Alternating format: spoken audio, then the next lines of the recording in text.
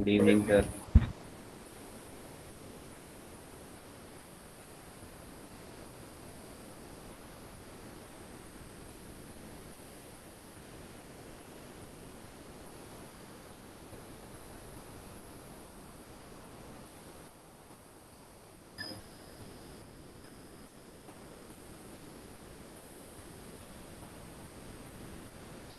तो last class में मैंने बता दिया था स्ट्रक्चरल आइसोमेरिज्म, है ना।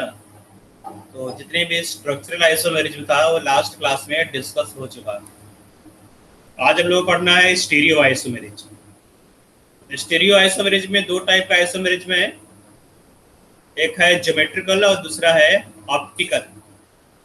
इन दोनों का ही हम लोगों को स्टडी करना है, ज्योमेट्रिकल का भी और ऑप्टिकल का भी, ठीक है। इसके पहले बेटा कल तुम लोगों का एक टेस्ट हुआ था, तो टेस्ट में कोई डाउट है तुम लोगों को? No sir. कोई डाउट नहीं है, तो टेस्ट अच्छा गया। Yes sir. कितने मार्क्स मिल जाएंगे? सर 95 आए हैं केमिस्ट्री में। 95। बहुत अच्छा, ठीक है। सर एक चीज पूछनी है। पूछ लो। सर प्राइमरी वैलेंसी जो है वो चार्ज ऑन कॉम्प्लेक्स होता है या चार्ज ऑन मेटल? एक कॉम्प्लेक्स होता है चार्ज और मेटल, मतलब ऑक्सीडेशन नंबर हो गया, ऑक्सीडेशन नंबर ऑफ मेटल। तो ऑक्सीडेशन नंबर ऑफ मेटल नहीं पूछता है वो, चार्ज ऑन कॉम्प्लेक्स। जो स्क्वायर ब्रैकेट है, स्क्वायर ब्रैकेट के ऊपर कौन सा चार्ज है, ठीक है। ओके सर, ये गलत हुआ था।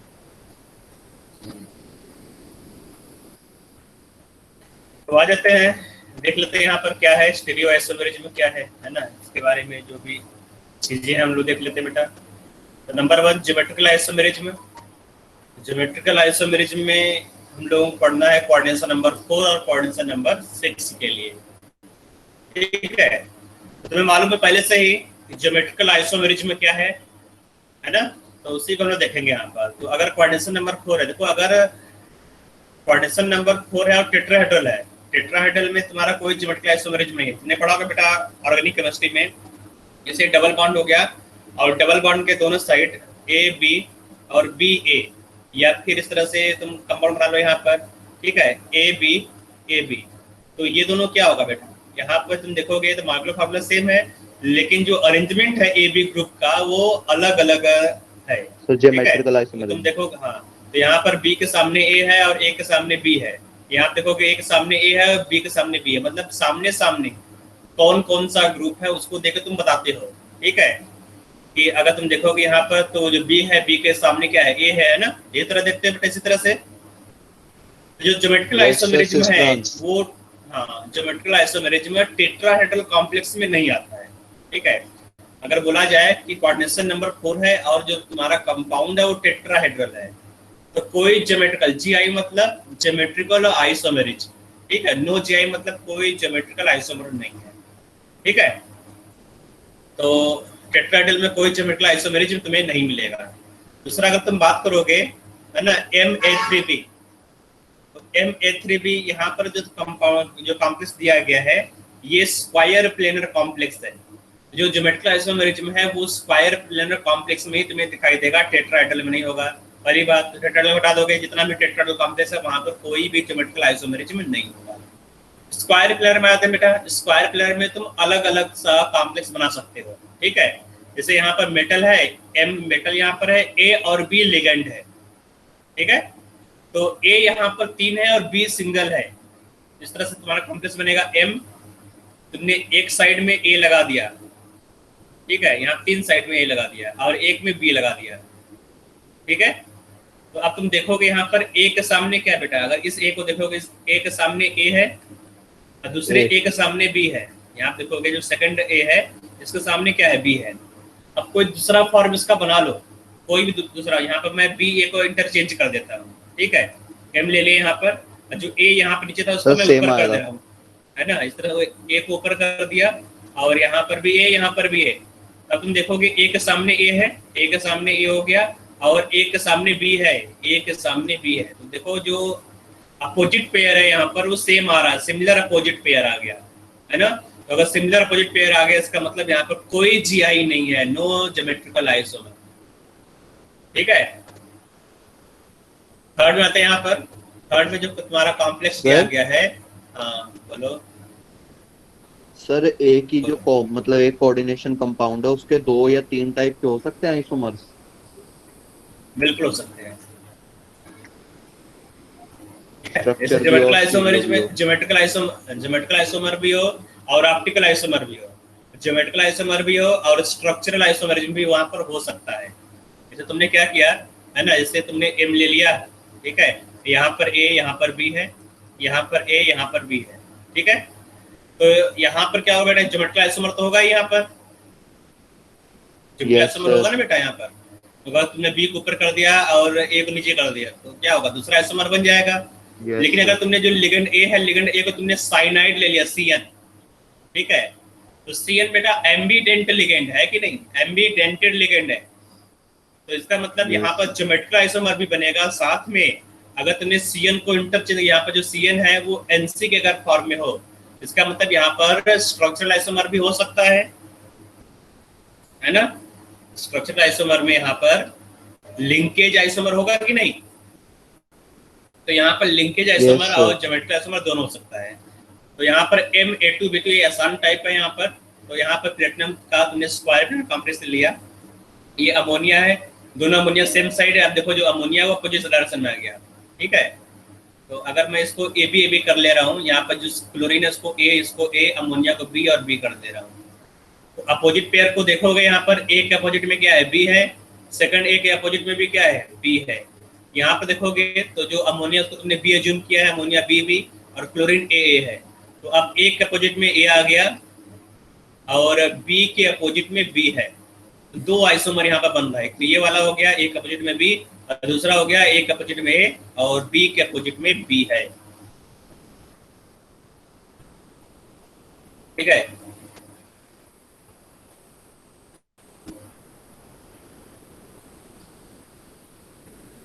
इस तरह तुमको चेक करना पड़ेगा कि कौन सा ज्योमेट्रिकल आइसोमर कहाँ पर होगा, कहाँ पर नहीं होगा। इस तरह तुमने कॉम्प्लेक्स ले लिया यहाँ पर Ma2BC, ठीक है, Ma2BC। तो यहाँ पर प्लेटिनम सेम कॉम्प्लेक्स, यहाँ प्लेटिनम यहाँ पर है और ये तुम्हारा हो गया, ये ए हो गया और यहाँ पर बी और सी है, एम यहाँ पर है बीच में, ठीक है। pyridine को तुमने सी लिया है, अमोनिया को तुमने ए लिया है, क्लोरीन को बी लिया है, pyridine को तुमने सी लिया है, ठीक है। तो Ma2BC। तो अब यहाँ पे तुम क्या कर सकते हो बेटा, ए के अपोजिट में तुम्हारा क्या है, देखो ए के अपोजिट में तुमने ए ले लिया, ठीक है। फिर क्या बचेगा, बी और सी बचा, तो बी के अपोजिट में तुम्हारा सी होगा।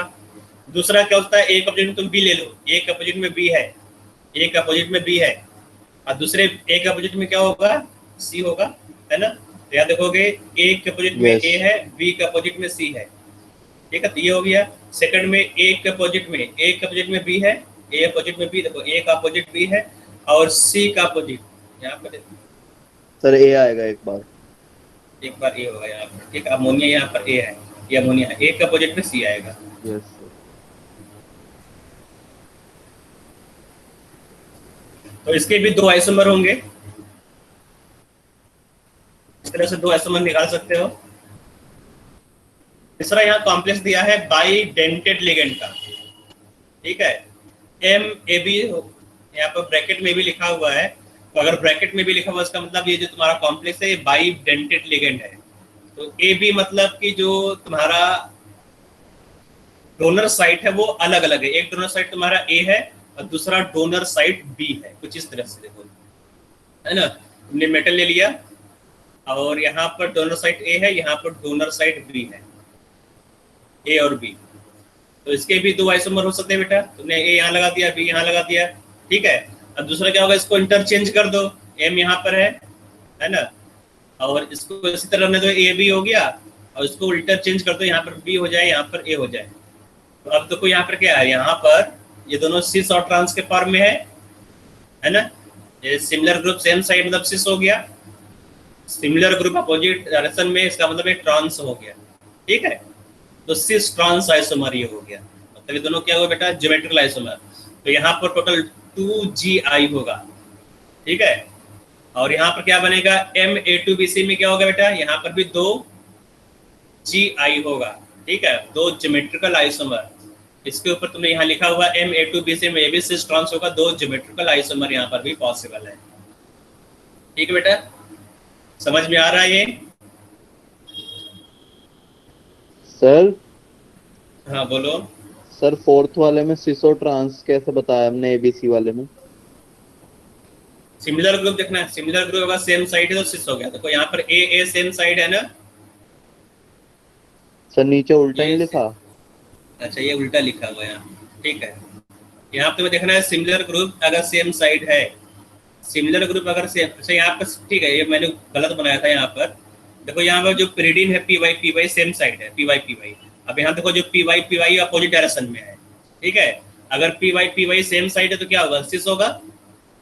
अब यहाँ देखो जो पी वाई है वो एंटी दूसरे के 180 डिग्री अपार्ट है, सर तो ये ट्रांस होगा। तो मैंने यहाँ पर जो एबीसी नंबरिंग किया था वो उल्टा किया था, एक्चुअली ये सही बनाया हुआ है यहाँ पर, ठीक है। वो छोटा सा देखा, मुझे दिखाई नहीं दे रहा वो। सर ये जो MAB होल ट्वाइस है, इसका AB वाला बनाना है एक बार आप। MAB होल ट्वाइस, ये इसका क्या बनाना है बेटा,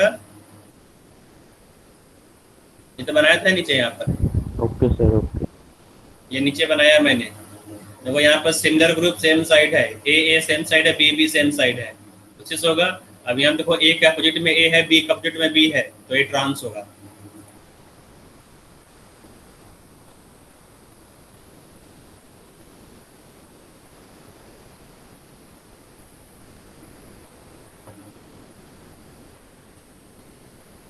ए की कोऑर्डिनेशन लिगेंड है ना, नंबर ए और 6 बी?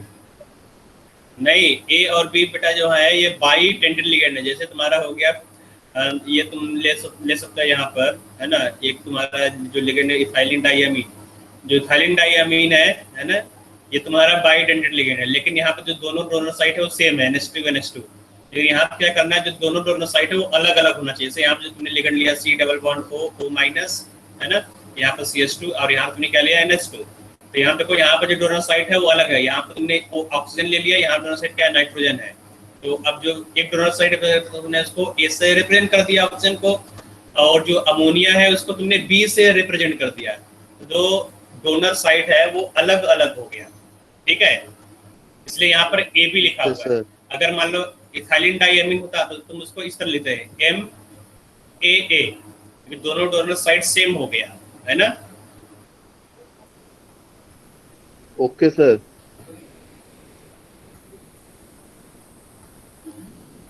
कोऑर्डिनेशन नंबर 6, अगर कोऑर्डिनेशन नंबर 6 है ना, तो उसमें भी अलग अलग टाइप से तुम ज्योमेट्रिकल आइसोमर दिखा सकते हो। तो कोऑर्डिनेशन नंबर 6 मतलब स्ट्रक्चर क्या होगा, ऑक्टाहेड्रल। तो अब यहाँ पर देखो Ma4B2 है, ठीक है, तो यहाँ पर 4A टाइप का लिगेंड है और 2B टाइप का लिगेंड है। तो अपोजिट पेयर तुम्हें देखना है, तुम क्या लगता है बेटा अपोजिट पेयर में, देखो अमोनिया के सामने अमोनिया है ना, मतलब A के सामने A हो जाए, पहला ही पेयर हो गया। फिर क्या होगा, यहाँ 4A है, फिर A के सामने A कर दो, ठीक है, A के सामने A के सामने A। अब क्या बचे बेटा, B के सामने B, ये तो हो सकता है यहाँ पर, ठीक है, मतलब सिमिलर ग्रुप एक दूसरे के अपोजिट में हो। तो अमोनिया के सामने अमोनिया हो गया, अमोनिया के सामने अमोनिया हो गया, क्लोरीन के सामने क्लोरीन हो गया, सब अपोजिट पेयर में है। अब क्या करो बेटा, A के सामने B कर दो, ठीक है, फिर A के सामने B कर दो, B दो ही था बेटा, यहाँ B यूटिलाइज हो गया। अब जो बचा उसको रख दो साथ में, ठीक है, A के सामने A। अब देखो यहाँ पर A के सामने A हो गया, अमोनिया के सामने अमोनिया हो गया, और यहाँ पर A के सामने B हो गया, अमोनिया के सामने क्लोरीन है, देखो अमोनिया के सामने क्लोरीन हो गया, A के सामने B, अमोनिया के सामने क्लोरीन, फिर A के सामने A, अमोनिया के सामने अमोनिया, ठीक है। तो अब यहाँ पर देखोगे तो इसमें सब पेयर, जितने भी पेयर है वो सब अपोजिट है, इसमें एक पेयर सिमिलर हो गया, ठीक है। तो अब ये वाला तुम्हारा जितने सब के सब अपोजिट है उसको तुम ट्रांस बोल सकते हो, इसमें हर एक पेयर अपोजिट है। जो सेकंड वाला है इसमें हर एक पेयर अपोजिट है, ये ट्रांस हो गया, तो बाकी जो बचा उससे हो जाएगा। तो यहाँ पर 2 GI पॉसिबल इसका, ठीक है, तो 2 ज्योमेट्रिकल आइसोमर इसके पॉसिबल है। सर ए वाली फॉर्म बना के दिखाना है इसकी। कौन सा बेटा, ये वाला? Yes sir. ये देखो यहाँ पर m मैं लिख दे रहा हूँ, है ना, ये जो लिखा मैंने मैं वही बना रहा हूँ, ठीक है। तो अब देखो a के सामने a होना चाहिए, a के सामने तुमने a रख दिया, सेकंड a के सामने a रखना चाहिए बेटा, a के सामने a रख दिया, ठीक है। अब फिर b के सामने b होना चाहिए, तो b के सामने ये b होना चाहिए, ठीक है। अब तुम देखोगे ये ऑक्टाहेड्रल कॉम्प्लेक्स है, ठीक बेटा। सर ये वाला ट्रांस हुआ ना जो आपने बनाया? तो अब यहाँ पर ये वाला जो तुम्हारा होगा ये ट्रांस होगा, ठीक है। क्यों सर, ट्रांस क्यों होगा? बी का देखो जो बी है, बी अपोजिट है कि नहीं एक दूसरे के, एक अपोजिट में ए है, एक अपोजिट में ए है, बी का अपोजिट में बी है। दूसरा फॉर्म बना लेते हैं तब तुम्हें समझ में आएगा कि ये जो है सिस, दूसरा फॉर्म सिस क्यों है। जहां पे तुम्हें डिफरेंस दिखाई दे बस उसी को तुम्हें देखना है, ठीक है। ठीक है, तो ए के सामने बी होना चाहिए, ए के सामने बी होना चाहिए, ए के सामने ए होना चाहिए, ठीक है। तो अब देखो यहाँ पर बाकी सब तो सेम है, ए सेम है, डिफरेंस कहाँ पर है, बी के सामने बी, जो बी अपोजिट है। अब यहाँ पर देखो बी बी कहाँ पर बेटा, बी पास पास है, सेम साइड है, जहाँ पर तुम्हें डिफरेंस दिखाई दे बस वही देखना है, ठीक है। तो अब यहाँ पर बी अपोजिट पेयर में है और यहाँ पर बी सेम साइड है।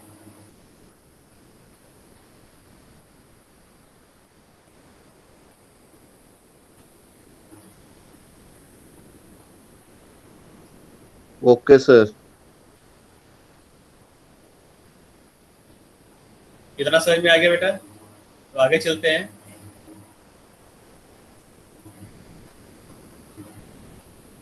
आगे M A whole twice B two, A whole twice मतलब क्या हो बेटा, ए होल ट्वाइस मतलब बाइडेंटल लिगेंड है और दोनों डोनर साइड सेम है, ठीक है।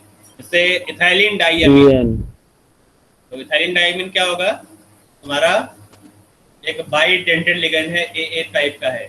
तो जो बाइडेंटल लिगेंड है दो तुमने ले लिया और B2। तो अब जो बाइडेंटल लिगेंड तुम किस तरह लगा सकते हो, जो बाइडेंटल लिगेंड है ना, तो ये इसको सर बड़ा तो देखो मजबूत हो रहा है या नहीं,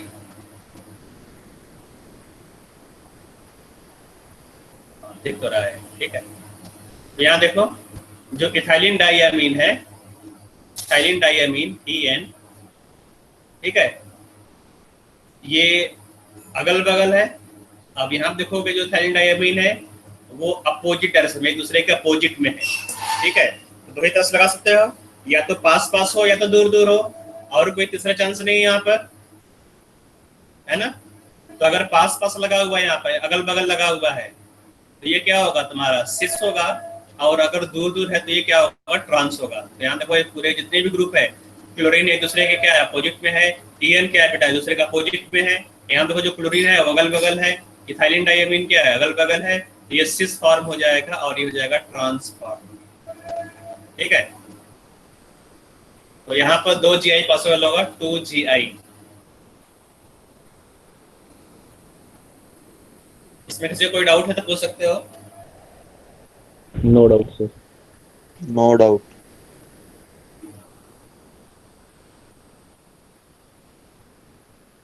यहाँ पर है M, ये गड़बड़ लिखा है यहाँ पर, MA3B3, MA3B3,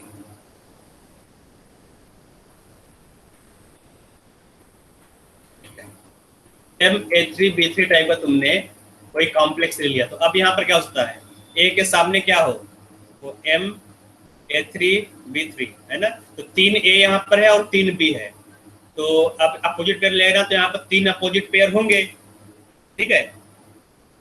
तो जो पहला अपोजिट पेयर है तो उसको तुम क्या सोचते हो बेटा, ए के सामने ए हो जाए, ए के सामने Yes, ए हो गया। दूसरा क्या होगा, अब तुम्हारे पास केवल एक ही ए और है, तो ए के सामने अब बी ही होगा, और क्या होगा बेटा बी के सामने बी होगा, ये होगा एक, ये तो होगा बेटा। अब दूसरा क्या होता है बेटा, हर एक के सामने अपोजिट पेयर ले लो, ए के सामने बी हो जाए, फिर ए के सामने बी हो जाए, अगेन ए के सामने बी हो जाए, ठीक है।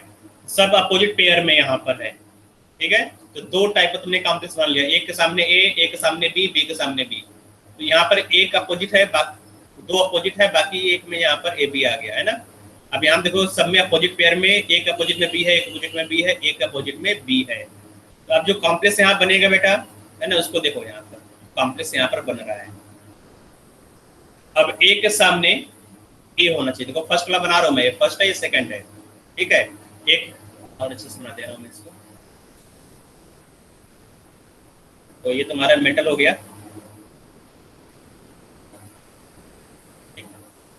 और ये तुम्हारा हो गया स्क्वायर पिलर, ये पाइप पिरामिड, ठीक है।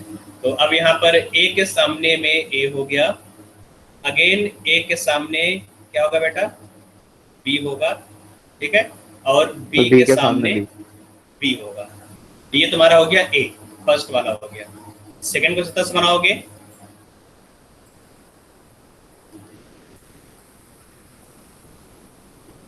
ए के सामने बी होना चाहिए, ए के सामने बी तुमने बना दिया, अगेन ए के सामने बी होना चाहिए, ठीक है, ए के सामने बी होना चाहिए, अगेन ए के सामने बी होना चाहिए, ठीक है।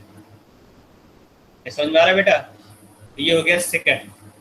तो अब यहाँ पर जो तुमने दो टाइप का आइसोमर बनाया, इसको सिस ट्रांस न बोलकर इसको फेसियल और मेरिडोनियल बोलते हैं। तो यहाँ पर क्या होगा, ये वाला जो तुम्हारा ये फेस आइसोमर या फेस फॉर्म है, इसको मर फॉर्म बोलते हैं, ठीक है, मर फॉर्म, ठीक है।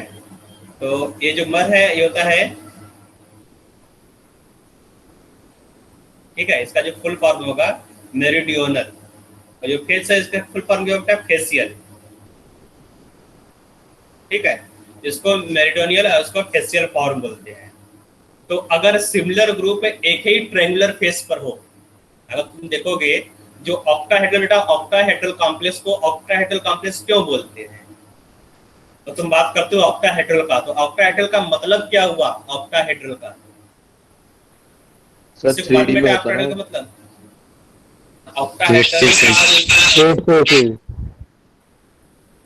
कितना फेसेस बेटा, 8। हाँ, तो ऑक्टाहेड्रल जो वर्ड यहाँ पर राइज हुआ है वो फेसेस से राइट हुआ है। जितने भी ट्रायंगुलर फेस होते हैं, ट्रायंगुलर फेस है ना, अगर 4 ट्रायंगुलर फेस है तो उसको तुम बोलोगे, हाँ, उसको टेट्राहेड्रल बोलोगे। जैसे तुम टेट्राहेड्रल बनाते हो, तो टेट्राहेड्रल कैसे बनाते हो बेटा, तुमने 3 पॉइंट यहाँ पर प्लेन में ले लिया, जैसे मैं टेट्राहेड्रल बना रहा हूँ, तो प्लेन का तुमने 3 पॉइंट ले लिया, यहाँ पे इक्विलेटरल ट्रायंगल फॉर्म में यहाँ पर 3 पॉइंट ले लिया, तीनों मिला दो इस तरह से, ठीक है, एक ट्रायंगल बन गया। इसके ऊपर एक पॉइंट लो और इस पॉइंट को हर एक कॉर्नर से मिलाओ, हर एक कॉर्नर से तुमने मिला दिया इस पॉइंट को, है ना। तो अब यहाँ पे कितने ट्रायंगुलर फेस बना, यहाँ पर तुम देखोगे तो यहाँ पे टोटल 4 ट्रायंगुलर फेस बनेगा, है ना। एक ये हो गया, एक ये हो गया, एक इसके पीछे होगा और एक तुम्हारा ये प्लेन में होगा। तो टोटल 4 ट्रायंगुलर फेस यहाँ पर बन रहा है। जितने भी ट्रायंगुलर फेस है उसी से हम लोग इसका नेमिंग करते हैं। अगर तुम ऑक्टाहेड्रल कॉम्प्लेक्स बना रहे हो, ठीक है, तो ऑक्टाहेड्रल कॉम्प्लेक्स तुम कैसे बनाओगे, तुमने एक स्क्वायर ले लिया, स्क्वायर के ऊपर तुमने एक पॉइंट अज्यूम किया, ठीक है। अब इस पॉइंट को तुम हर एक कॉर्नर से मिलाओ, जो कॉर्नर है कॉर्नर से मिलाओ। तो अब देखो इस जो स्क्वायर तुमने बनाया, स्क्वायर के ऊपर कितने ट्रायंगुलर फेस है, एक यहाँ पर हुआ, एक हुआ यहाँ पर A1, ये हो जाएगा 2, ये हो जाएगा 3, एक इसके पीछे 4। तो इस स्क्वायर के ऊपर 4 ट्रायंगुलर फेसेस हैं। इसी तरह एक नीचे पॉइंट अज्यूम करो, इस पॉइंट को हर एक कॉर्नर से मिलाओ, ठीक है, इस पॉइंट को हर एक कॉर्नर से मिलाओ। तो जिस तरह 4 ऊपर बना, 4 नीचे भी बनेगा ट्रायंगुलर फेसेस। तो टोटल यहाँ पर 8 ट्रायंगुलर फेसेस बनेगा, ठीक है। तो ट्रायंगुलर फेसेस के हिसाब से हम लोग उसको बोलते हैं ऑक्टाहेड्रल कॉम्प्लेक्स या ऑक्टाहेड्रल, ठीक है। तो जो ऑक्टाहेड्रल का एक ट्रायंगुलर फेस तुमने बनाया, यहाँ पर देखो ये ए है, तुमने एक पॉइंट लिया, ऊपर यहाँ पर जो स्क्वायर पिलर है इसके ऊपर का एक पॉइंट है, और दूसरा तीसरा पॉइंट ये हो गया। इन तीनों को मिलाओ, देखो ये ट्रायंगुलर फेस बन रहा है, दिख रहा है बेटा सबको ट्रायंगुलर फेसेस है ऑक्टाहेड्रल का। अब ये ट्रायंगुलर फेसेस है, यहाँ पर जो तीनों लिगेंड है बेटा वो सिमिलर लिगेंड है या नहीं, ए है ना। जो तीनों लिगेंड है ऑक्टाहेड्रल के एक ही ट्रायंगुलर फेस पर है, इसलिए इसको फेसियल फॉर्म बोलते हैं। उसका यहाँ देखो बी है ना, इसको भी तुम मिलाओगे यहाँ पे इस तरह से, तो जो तीनों लिगेंड है बी ये ऑक्टाहेड्रल के एक ही, ठीक है, एक ही ट्रायंगुलर फेसेस पर है, इसलिए इसको फेशियल बोलते हैं। ठीक है, और यहाँ पर जो तुम देखोगे तो यहाँ पर जो ए है, यहाँ पर ए है ना, ये ट्रायंगुलर फेसेस पर नहीं आएगा। ठीक है, बी ये भी ट्रायंगुलर फेसेस पे नहीं आएगा, इसलिए इसको मेरिडोनियल बोलते हैं, इसको फेशियल बोलते हैं। अब समझ में आ गया होगा, तो उसको याद कर लो। अगर हर एक इस तरह से याद करना, सब अपोजिट में है, अपोजिट ए बी, अगर हर एक अपोजिट है तो क्या होगा, फेशियल। इस तरह से याद रखो, ए बी टाइप का है तो फेशियल, और अगर ए बी टाइप का नहीं है तो क्या होगा। ठीक है, तो याद करना आसान है इसको। हेलो, सबको समझ में आ रहा है ना ये? Yes sir. Yes sir. Okay, आगे जाते हैं यहाँ पर ऑप्टिकल आइसोमर, ऑप्टिकल आइसोमर्स। तो यहाँ पर इसका डेफिनेशन लिखा हुआ है, the stereo isomers having non identical mirror image with the same geometric arrangement of ligand. तो जो अरेंजमेंट वो सेम हो, लेकिन उसका मिरर इमेज सुपर इम्पोजिबल ना हो। अगर complex non super imposable mirror image बना रहा है तो तुम बोलोगे ऑप्टिकल आइसोमर। ठीक है, तो जो ऑप्टिकल आइसोमर कुछ पॉइंट्स यहाँ पर लिखा गया है, काफी आसान से पॉइंट्स है। Number 1, a set of two isomer are called enantiomer. जो एक दूसरे के मिरर इमेज होते हैं उसको तुम क्या बोलोगे, इनैंसियोमर बोलते हो, है ना। तो यहाँ पर जो ए और बी तूने बनाया है, फर्स्ट और सेकंड, यहाँ पर तो एक दूसरे क्या बेटा, ये एक दूसरे के non super imposable mirror image होंगे। ठीक है, तो इसको तुम इनैंसियोमर बोलोगे। तो इनैंसियोमर का जो प्रॉपर्टी है लिखा हुआ, enantiomer differ in optical property, rotate plane polarized light in opposite direction. Point 3, optical isomer are mirror image of one another and can not be superimposed. तो सुपर इम्पोज मतलब क्या है यहाँ? सुपर इम्पोज मतलब एक दूसरे के ऊपर तुम रखोगे तो पूरा पूरा कवर नहीं कर, तुमने इसको उठाया, ऐसे उठाया, इसको इसके ऊपर सुपर इम्पोज करो, मतलब इसके ऊपर पूरा पूरा इसको ढकने की कोशिश करो। जैसे तुमने यहाँ पर एक सर्कल ले लिया, इसका इमेज बना, दूसरा सर्कल बनेगा। अब सर्कल उठा के इसके ऊपर रख दो तो जब पिछला सर्कल पर छिप जाएगा कि नहीं, छिप जाएगा ना बेटा, इम्पोज जाएगा, क्लिप्स कर देगा उसको, इसे बोलते हैं सुपर इम्पोज्ड। तो अब यहाँ पर जो इमेज इसका मिरर इमेज है, ये इसको सुपर इम्पोज नहीं कर पाएगा, पूरा पूरा कवर नहीं कर पाएगा। ठीक है, इसलिए ये दोनों एक दूसरे के non super imposable mirror image है। यहाँ लिखा हुआ है, check the optical isomer by checking super imposable super positions of mirror image. ठीक है, तो इसी तरह से यहाँ पर देखा जाता है। जैसे यहाँ पर तुमने ये कॉम्प्लेक्स बनाया है, अगर तुम्हारा कॉम्प्लेक्स M, याद रखो यहाँ पर, अगर तुम्हारा कॉम्प्लेक्स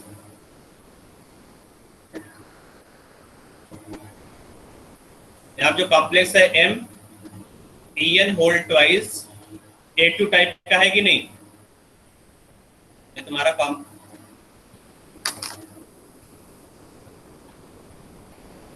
यस यहाँ जो कॉम्प्लेक्स है Men whole twice A2 type का है। ठीक है, तो इसलिए ये जो तुम्हारा कॉम्प्लेक्स है, इसका तुमने मिरर इमेज बनाया। तो मिरर इमेज कैसे बनाओगे बेटा, जो ग्रुप सबसे पास है उसका इमेज पास में बनेगा, जो दूर है उसका इमेज दूर बनेगा। ये तुमने कॉम्प्लेक्स बनाया CO, तो CO बीच में, तो CO कोबाल्ट बीच में बनेगा। क्लोरीन पास में, तो क्लोरीन पास पास बना, यहाँ पर En देखो इस तरह से बना हुआ है, यहाँ पे बना दिया तुमने, और ये En दूर है तो इस En को तुमने अपोजिट बनाया है यहाँ पर इस तरह से। ठीक है, जब इसको सुपर इम्पोज कराओगे तो ये सुपर इम्पोज नहीं होगा, तो एक दूसरे के ये non super imposable mirror image है। याद रखो बेटा, ये तुम्हारा 3D में है, ये देखने में 2D लग रहा है, तो 3D में तुम्हारा कॉम्प्लेक्स है, तो non super imposable mirror image है, तो इसलिए ये दोनों क्या है बेटा, एक दूसरे के ऑप्टिकल आइसोमर होंगे। तो अब यहाँ पे कुछ एग्जांपल दिया गया है। हाँ बोलो सर। अगर इसका ट्रांस वाला केस लेते तो वो तो सुपर इम्पोज हो जाता ना।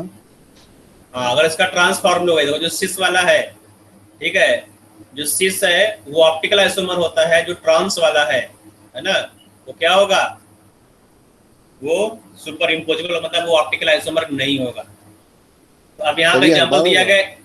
हाँ, अब यहाँ पर देखो MEN होल थ्राइस अगर कॉम्प्लेक्स है तो वो, अब इसको याद रख लो, ठीक है। MEN होल थ्राइस मतलब इथाइलिन डाइअमीन हो, मतलब डाई टेंटेड लिगेंड 3 हो, वो ऑप्टिकल आइसोमर होगा, ठीक है।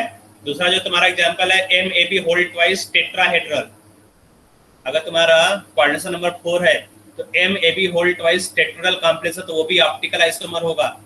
और फोर्थ यहाँ दिया गया है MEDTA, ठीक है। अगर EDTA का कोई तुमने कॉम्प्लेक्स बनाया तो वो भी ऑप्टिकल आइसोमर होगा। तो ये 4 एग्जांपल हो गया। MEN whole twice A2 optical isomer. यहाँ पर याद रखना कि जो सिस वाला है, सिस वाला ही ऑप्टिकली एक्टिव होगा। अगर तुमने इसका ट्रांस बना दिया तो ट्रांस वाला ऑप्टिकली इनएक्टिव हो जाएगा, ठीक है। तो सर ये OI क्या लिखा है आगे? OA मतलब optically active, optically active, optically active.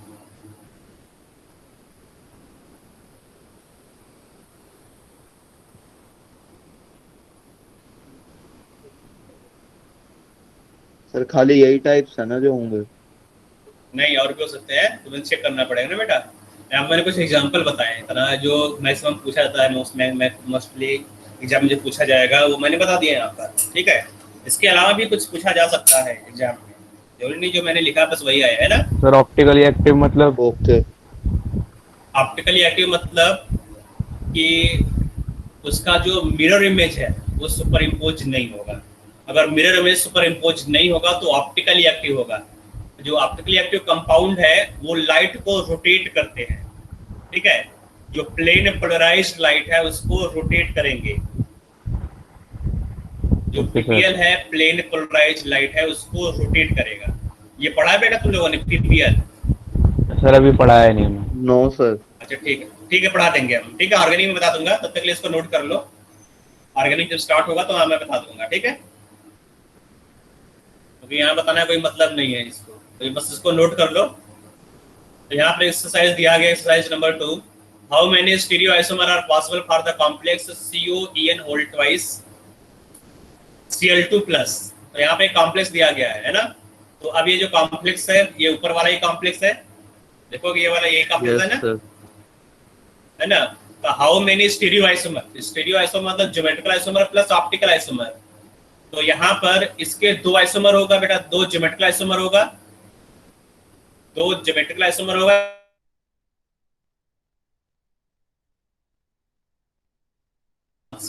है कि नहीं। तो जो ट्रांस वाला है वो ऑप्टिकली इनएक्टिव है, ये इनएक्टिव होगा। लेकिन जो सिस है तुमने ऊपर बनाया बेटा सिस वाले को, ये तुम्हारा सिस है, ठीक है। तो जो सिस है वो ऑप्टिकली एक्टिव होगा। जो ऑप्टिकली एक्टिव है उसको 2 काउंट करते हैं, क्योंकि वहां पर 2 फॉर्म बनेगा, एक तुम्हारा ओरिजिनल कंपाउंड होगा, एक दूसरा मिरर इमेज होगा। तो मिरर इमेज को भी तुम काउंट करोगे, जब भी ऑप्टिकली एक्टिव कंपाउंड बनता है तो 2 बनेगा यहाँ पर, ठीक है।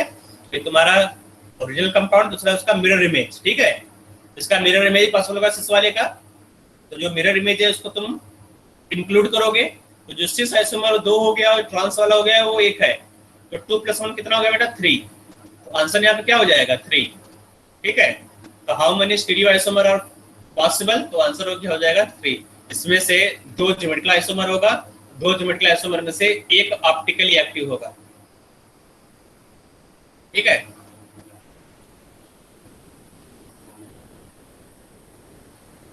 Okay sir. यहाँ लिखा हुआ है 3 isomer are possible, 2 optical isomer cis form and 1 isomer of trans form, ठीक है। यहाँ देखो which type of isomer is shown by the following complexes. तो यहाँ पर CrEn होल थ्राइस प्लस, तो CrEn तुम्हारा मेटल हो गया, En होल थ्राइस, तो ये ऑप्टिकली एक्टिव है या नहीं। देखो यहाँ पर पहला वाला जो केस मैंने लिया था है ना, Men होल थ्राइस तो हो गया तुम्हारा, CrEn होल थ्राइस, तो ये ऑप्टिकली एक्टिव हो गया। दूसरा यहाँ देखो platinum ammonia whole 4 platinum Cl whole 4, तो यहाँ पर तो ये ऑप्टिकली एक्टिव तो होगा नहीं। आप देखोगे यहाँ पर प्लेटिनम यहाँ पर भी है, इसमें भी प्लेटिनम है। जो तुम्हारा दोनों कॉम्प्लेक्स है, जो तुम्हारा कैटायन आयन दोनों ही कोऑर्डिनेशन कॉम्प्लेक्स है, तो इसमें तुम लिगेंड को इंटरचेंज कर सकते हो। अगर लिगेंड इंटरचेंज होगा, यहाँ पर से अमोनिया यहाँ पर आएगा, क्लोरीन यहाँ से यहाँ पर आ गया, तो उसको तुम बोलोगे कोऑर्डिनेशन आइसोमेरिज्म। तो फर्स्ट तुम्हारा हो गया ऑप्टिकल आइसोमेरिज्म, दूसरा क्या हो जाएगा बेटा, कोऑर्डिनेशन। ठीक है, तो उसको नोट करो। सर बोलो। सर जो इसके ए वाले पार्ट में अगर उसका पूछ लेता कौन सा होगा, तो वो तो दो बना रहा है ना, कौन सा बोलेंगे? फर्स्ट पार्ट में या ए पार्ट में, ए वाला ये वाला? यस सर, ए वाला। तो यहाँ पे तीनों बनाना पड़ेगा बेटा ना। यहाँ पूछ रहा हाउ मेनी स्टीरियोआइसोमर, तो टोटल काउंट करना पड़ेगा, मतलब ज्योमेट्रिकल भी काउंट करना पड़ेगा और ऑप्टिकल भी काउंट करना पड़ेगा। ज्योमेट्रिकल दो हो गया, दो में से एक ऑप्टिकली एक्टिव होगा। ठीक है, यहाँ लिखा हुआ है three, total 3 isomer, 2 optically active and 1 is optically inactive. तो मैंने बता दिया बेटा, जो ट्रांस वाला होगा वो ऑप्टिकली इनएक्टिव होगा और जो सिस वाला है वो ऑप्टिकली एक्टिव होगा। जो सर सिस वाला मतलब तुमने दो अगर बनाया है। कोई हाँ। ऐसा कंपाउंड हो जो जैसे यहाँ पे ज्योमेट्रिकल भी बना रहा है, ऑप्टिकल भी बना रहा है, और उसका टाइप पूछ लिया आइसोमेरिज्म का, तो क्या बताएंगे? नहीं, टाइप दोनों बताना पड़ेगा वहां पर। वहां पर दोनों हो सकता है, मान लो ऑप्शन में केवल ज्योमेट्रिकल दिया हो तो ज्योमेट्रिकल तुम्हें टिक करना ही होगा। अगर ज्योमेट्रिकल ऑप्टिकल दोनों दिया गया तो दोनों टिक करना पड़ेगा। वहां पर एक तुम नहीं बोल सकते वहां पर। ठीक है, अगर और पूछते सर हैं ये विच type of coordinate isomer possible, तो वहां पर दोनों तुम्हें लिखना पड़ेगा। हाँ, बोलो। सर ये कोऑर्डिनेशन वाला आइसोमर जो है, इसमें मेटल या फिर लिगेंड कोई सेम होना चाहिए ना? मेटल और लिगेंड, यहाँ पे बेटा ये जो कोऑर्डिनेशन कॉम्प्लेक्स है, जो सॉरी जो कोऑर्डिनेशन आइसोमर है, उसमें कटायन और अनायन दोनों ही कॉम्प्लेक्स होना चाहिए। बस इतना कंडीशन वहां पर है, कटायन और अनायन दोनों ही कॉम्प्लेक्स होना चाहिए और लिगेंड को इंटरचेंज करके अलग अलग फॉर्म बना सकते हो। मतलब यहाँ पॉसिबल तो है ही यहाँ पर, है ना। देखो कटायन भी क्या है, कोऑर्डिनेशन कॉम्प्लेक्स है, अनायन भी। तो लिगेंड एक क्लोरीन को यहाँ पर और अमोनिया को यहाँ पर ट्रांसफर करो, दूसरा फॉर्म बनेगा ना। ओके सर, मतलब लिगेंड सेम हो या ना हो ये कंपलसरी नहीं है ना? नहीं, पर वो देख लो जो तुमने यहाँ पर लिखा है उसमें भी तो यही तुमने बनाया होगा कोऑर्डिनेशन वाले में, है ना। यहाँ देखो, यहाँ पर अमोनिया था, यहाँ पर साइनाइड था, तुमने अमोनिया को साइनाइड से इंटरचेंज किया। ठीक है, ओके सर, ओके, समझ तो गया। आगे लास्ट यहाँ पर लास्ट टॉपिक यहाँ पर है bonding in metal carbonyls. Sir एक बार ऊपर दिखाना। Okay sir. तो यहाँ पर कुछ जो तुम्हें याद करना है वो है बेटा बॉन्डिंग इन मेटल कार्बोनिल्स। जो मेटल कार्बोनिल्स है वो दो टाइप होता है, एक होता है होमोलेप्टिक कार्बोनिल्स, एक होता है हेट्रोलेप्टिक। तो होमोलेप्टिक क्या होता है, अगर जितने भी लिगेंड है, अगर जितने भी लिगेंड है सब लिगेंड कार्बोनिल्स हो तो बोलोगे होमोलेप्टिक कार्बोनिल्स कंपाउंड। ठीक है, तो होमोलेप्टिक का मतलब क्या हुआ, all ligands are same and that is carbonyl. ठीक है, यहाँ पर तुमने MCO कर दिया, इस तरह कोई कॉम्प्लेक्स बना दिया तुमने। तो यहाँ पर क्या हो, जितने भी लिगेंड है वो मोनोऑक्साइड है, कार्बन मोनोऑक्साइड है ना, कार्बोनिल्स है, तो इसको तुम बोलोगे होमोलेप्टिक। अगर इसमें से एक भी लिगेंड अलग हो गया, यहाँ मान लो यहाँ पर CO ले लिया, 5 CO हो गया और 1 क्लोरीन हो गया, ठीक है, तो ये क्या होगा, हेट्रोलेप्टिक। अगर मान लो इस तरह से MCO यहाँ पे तुमने Cl2 लिखा है, तो अब ये क्या होगा, अब ये होमोलेप्टिक है या हेट्रोलेप्टिक? देखो बेटा, जो सर क्लोरीन है, होमोलेप्टिक। क्लोरीन, हाँ, जो लिगेंड है, लिगेंड स्क्वायर ब्रैकेट के अंदर होता है, यहाँ पे Cl2 लिगेंड की तरह पर काम नहीं कर रहा है ना। ये आयनिक स्फीयर में है, एनाइसन स्फीयर में है, तो इसको तुम लिगेंड नहीं एज्यूम करोगे। जितने भी लिगेंड सब कार्बोनिल है, इसका मतलब ये अगर लिगेंड सेम है और स्क्वायर ब्रैकेट के अंदर केवल एक ही टाइप का लिगेंड, तो होमोलेप्टिक हो जाएगा। ठीक है, तो जो कार्बोनिलस कंपाउंड है तुमने पढ़ा होगा, ये पाई एसिड या पाई एसेप्टर होता है, पाई एसिड। तो अब यहाँ देखो, यहाँ पर बॉन्डिंग किस तरह से होता है। ठीक है, बॉन्डिंग यहाँ पे इंपॉर्टेंट है, पूछता है बॉन्डिंग के बारे में। तो यहाँ पे तुमने बॉन्ड बना, देखो C ट्रिपल बॉन्ड O, ये तुम्हारा कार्बोनिल हो गया। तो अब यहाँ पर जो कार्बोनिल है इसके पास लोन पेयर देखो दिख रहा है, यहाँ पर रेड कलर का 2 इलेक्ट्रॉन पेयर दिख रहा होगा। तो सिग्मा बॉन्ड से कार्बोनिल अपना इलेक्ट्रॉन पेयर मेटल के वैकेंट ऑर्बिटल को डोनेट करता है। ठीक है, तो अगर यहाँ पर तुम देखोगे तो ये जो बॉन्ड बना हुआ है, जो कार्बोनिल ने मेटल के साथ बॉन्ड बनाया है, है ना। ये क्या है, सिग्मा बॉन्ड है। तो सिग्मा बॉन्ड कौन बनाया बेटा, सिग्मा बॉन्ड कार्बोनिल ने मेटल से बनाया, ठीक है। तो इलेक्ट्रॉन का ट्रांसफर कहां से कहां हुआ, इलेक्ट्रॉन का ट्रांसफर कार्बोनिल से मेटल तरफ हुआ, मतलब ligand to metal charge transfer हो रहा है। जो लिगेंड है, लिगेंड अपना चार्ज मेटल को ट्रांसफर कर रहा है, ligand to metal charge transfer. ये समझ में आ रहा है बेटा, एलएमसीटी। एलएमसीटी का मतलब क्या है बेटा, ligand to metal charge transfer. जो कार्बोनिल है, कार्बोनिल सिग्मा बॉन्ड्स के थ्रू या कोऑर्डिनेशन बॉन्ड के थ्रू, कोऑर्डिनेट बॉन्ड के थ्रू अपना इलेक्ट्रॉन मेटल के वैकेंट डी ऑर्बिटल को ट्रांसफर कर रहा है, ठीक है। और साथ ही साथ क्या हो रहा है बेटा, जो मेटल है, मेटल पाई बॉन्ड के थ्रू, तो यहाँ पर पाई बॉन्ड दिख रहा है ना, पाई बॉन्ड के थ्रू या पाई स्टार बॉन्ड के थ्रू अपना इलेक्ट्रॉन, जो अपना इलेक्ट्रॉन है वो कार्बोनिल के वैकेंट पाई स्टार ऑर्बिटल में डोनेट कर रहा है। जो कार्बोनिल बेटा सीओ है, सीओ के पाई स्टार ऑर्बिटल में अपना इलेक्ट्रॉन डोनेट कर रहा है। तो अब यहाँ पर क्या हो रहा है बेटा, metal to ligand charge transfer हो रहा है, दिख रहा है यहाँ पर, मेटल लिगेंड को चार्ज ट्रांसफर कर रहा है। तो दोनों तो बेटा हो रहा है, दोनों साइड चार्ज ट्रांसफर हो रहा है, metal to ligand charge transfer और ligand to metal charge transfer.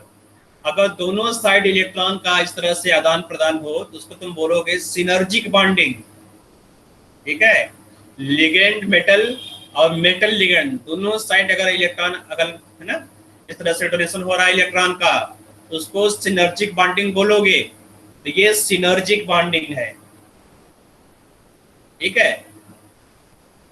तो अब यहाँ पर तुम्हें टोटल 5 एग्जाम्पल पढ़ना है विद स्ट्रक्चर। तुम्हारा जो फर्स्ट एग्जाम्पल है वो NiCO4। तो यहाँ पर जो कोऑर्डिनेशन नंबर है 4 है, स्ट्रक्चर क्या बेटा, टेट्राहेड्रल है। अगर पूछा जाए इसका हाइब्रिडाइजेशन क्या होगा, तो हाइब्रिडाइजेशन क्या होगा बेटा, sp3, याद रखो, sp3। अगर टेट्राहेड्रल है तो sp3 होगा।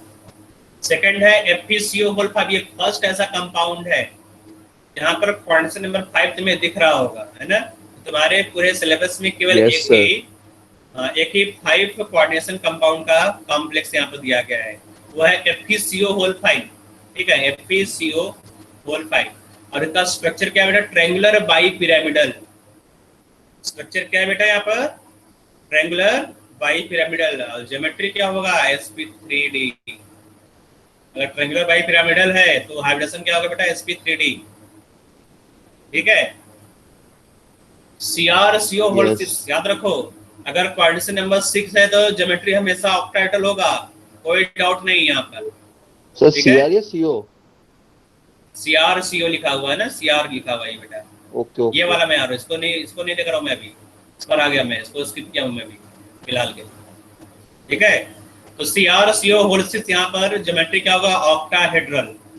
तो यहाँ पर 1 2 3 तुमने देख लिया बेटा, 1 2 3, एक का टेट्राहेड्रल, दूसरे का ट्रायंगुलर बाई पिरामिडल, तीसरा हो गया ऑक्टाहेड्रल। अब इन दोनों देखो बेटा, M1CO10 और CO2CO8। तो यहाँ पर तुम देखोगे जो स्क्वायर ब्रैकेट है, स्क्वायर ब्रैकेट के अंदर 2 मेटल आयन है। देखो यहाँ पर 2 Mn है और यहाँ पर 2 CO है, ठीक है। तो यहाँ पर तुम इसको तुम क्या बोलोगे बेटा, यहाँ पर पॉली न्यूक्लियर कॉम्प्लेक्स है, ठीक है। मोनोन्यूक्लियर नहीं है, मोनोन्यूक्लियर मतलब एक मेटल हो, एक मेटल को तुम मोनोन्यूक्लियर बोलोगे, और अगर एक से ज्यादा मेटल आयन हो तो उसको पॉली न्यूक्लियर कॉम्प्लेक्स बोलोगे। तो ये दोनों पॉली न्यूक्लियर कॉम्प्लेक्स है, ठीक है।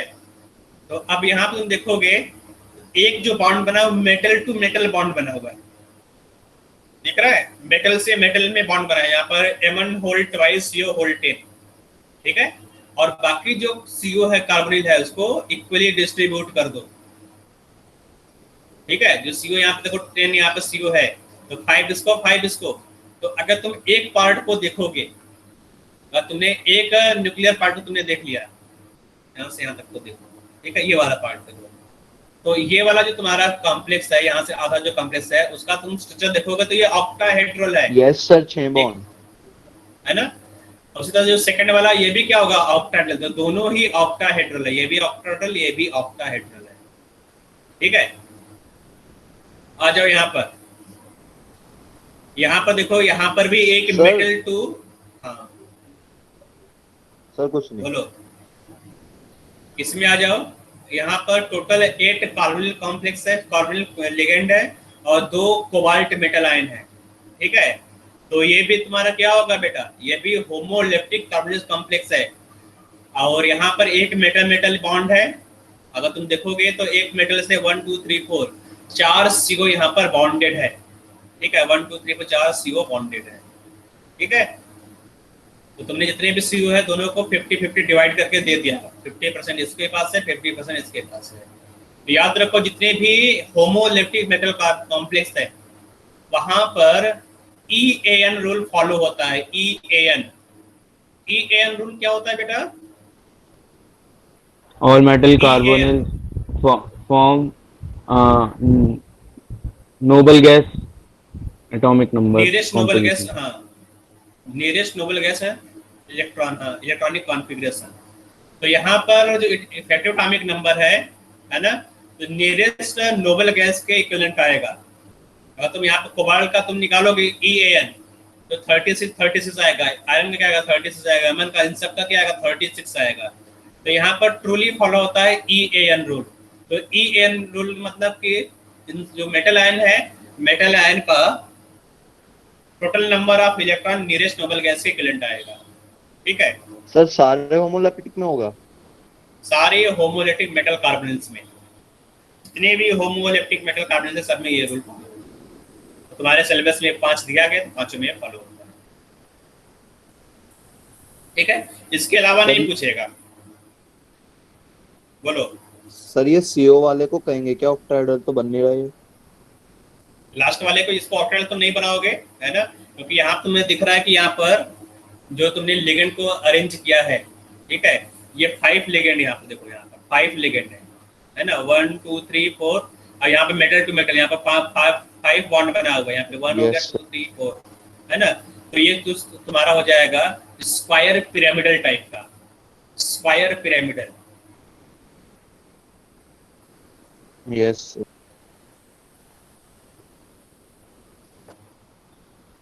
तो समझ में आ गया बेटा? तो यहाँ तक कोई डाउट है तो पूछ सकते हो, नहीं तो हम लोग चलते हैं बेटा नेक्स्ट चैप्टर की तरफ। नेक्स्ट चैप्टर है सर लास्ट वाले इन दो की ज्योमेट्री बता दो एक बार सही से। इसका बेटा ज्योमेट्री नहीं पूछेगा, क्योंकि इसका ज्योमेट्री तुम बता ही नहीं सकते बेटा, इसका ज्योमेट्री है क्या। तो पूछेगा क्या सर इनका? हाँ, तो यहाँ पर ये जो स्ट्रक्चर है उसे तुम्हें पूछा जाए, what is the structure of ethylene CH3CH। इसका स्ट्रक्चर क्या है बेटा, कौन सा स्ट्रक्चर बोलोगे? अगर तुम पूछा जाए मीथेन, तो मीथेन स्ट्रक्चर क्या होता है? टेट्राहेड्रल होता है, मालूम है ना मीथेन। CH3 इसका स्ट्रक्चर क्या होता है? लीनियर। नहीं पता नहीं होता है बेटा, पता बता नहीं पाओगे ना इसको, क्योंकि यहाँ पर 2 टेट्राहेड्रल तुमने फ्यूज कर दिया है। एक टेट्राहेड्रल हुआ, इसको तुमने दूसरे टेट्राहेड्रल से चिपका दिया, ठीक है, यस सर। इस तरह से। तो यहाँ पर स्ट्रक्चर की बात नहीं करता है। जहाँ पर पॉली न्यूक्लियर कॉम्प्लेक्स आ गया, वहाँ पर तुम स्ट्रक्चर की बात नहीं करोगे, क्या स्ट्रक्चर वहाँ पर होगा। ठीक है, तो स्ट्रक्चर बोल जाओ। तुम्हें याद क्या रखना है बेटा, यहाँ पर EAN रूल फॉलो होगा, और क्या रखना है यहाँ पे जो बॉन्डिंग है वो सिनर्जिक बॉन्डिंग होगा, और क्या रखना है बेटा MLCT और LMCT दोनों टाइप का चार्ज ट्रांसफर होगा यहाँ पर। ठीक है, ओके सर। इतना तुम्हें याद रखना है। सर बोलो। सर NCERT में एक वर्ड दे रखा था पॉलीहेड्रा। पॉलीहेड्रा वही हो गया बेटा, फ्यूज टेट्राहेड्रन या फिर पॉलीहेड्रा तुम बोल सकते हो। दोनों तुमने मिला दिया, मर्ज कर दिया इसको। Okay sir. इसके लिए हो कहाँ पे बेटा पॉलीहेड्रा दिया है, कहाँ पर NCERT में, किस टॉपिक के अंदर? सर स्टार्टिंग में ही दिया है, पॉलीहेड्रा कॉम्प्लेक्स वगैरह समझाता समय। देखो देखो, एक होता टेट्राहेड्रन, बेटा गाना मत गाओ यहाँ पर, है ना, पढ़ने आए हो, इंडियन आइडल बाद में जाना। तो पॉलीहेड्रा मतलब टेट्राहेड्रल हो गया। टेट्राहेड्रा मतलब क्या हुआ, यहाँ पे 4 ट्रायंगुलर फेसेस हो गया। ऑक्टाहेड्रल मतलब क्या हुआ है, 8 ट्रायंगुलर फेसेस हो गया। पॉलीहेड्रा मतलब अगर एक ज्यादा ट्रायंगुलर फेसेस है उसको पॉलीहेड्रा बोलोगे, है ना, इस मीनिंग में उसने लिखा होगा पॉलीहेड्रा। तो आ जाते बेटा आगे नेक्स्ट स्टेटमेंट चलते हैं। यहाँ पर ज्यादा कुछ है नहीं, है ना। जो नेक्स्ट चैप्टर है उसको देख लेते हैं। Next chapter D and F block elements, ठीक है। तो D and F block elements हम लोगों को पढ़ना है। तो अब जो क्वाड्रेशन कॉम्प्लेक्स है, क्वाड्रेशन कॉम्प्लेक्स कौन कॉम्प्लेक्स बनाता है बेटा, कौन सा एलिमेंट्स बनाते हैं, किस टाइप के एलिमेंट्स, डी ब्लॉक एलिमेंट्स, ठीक है। तो जो डी ब्लॉक एलिमेंट्स है उसके बारे में हम लोग डिटेल स्टडी करेंगे। ये ओपन नहीं होता।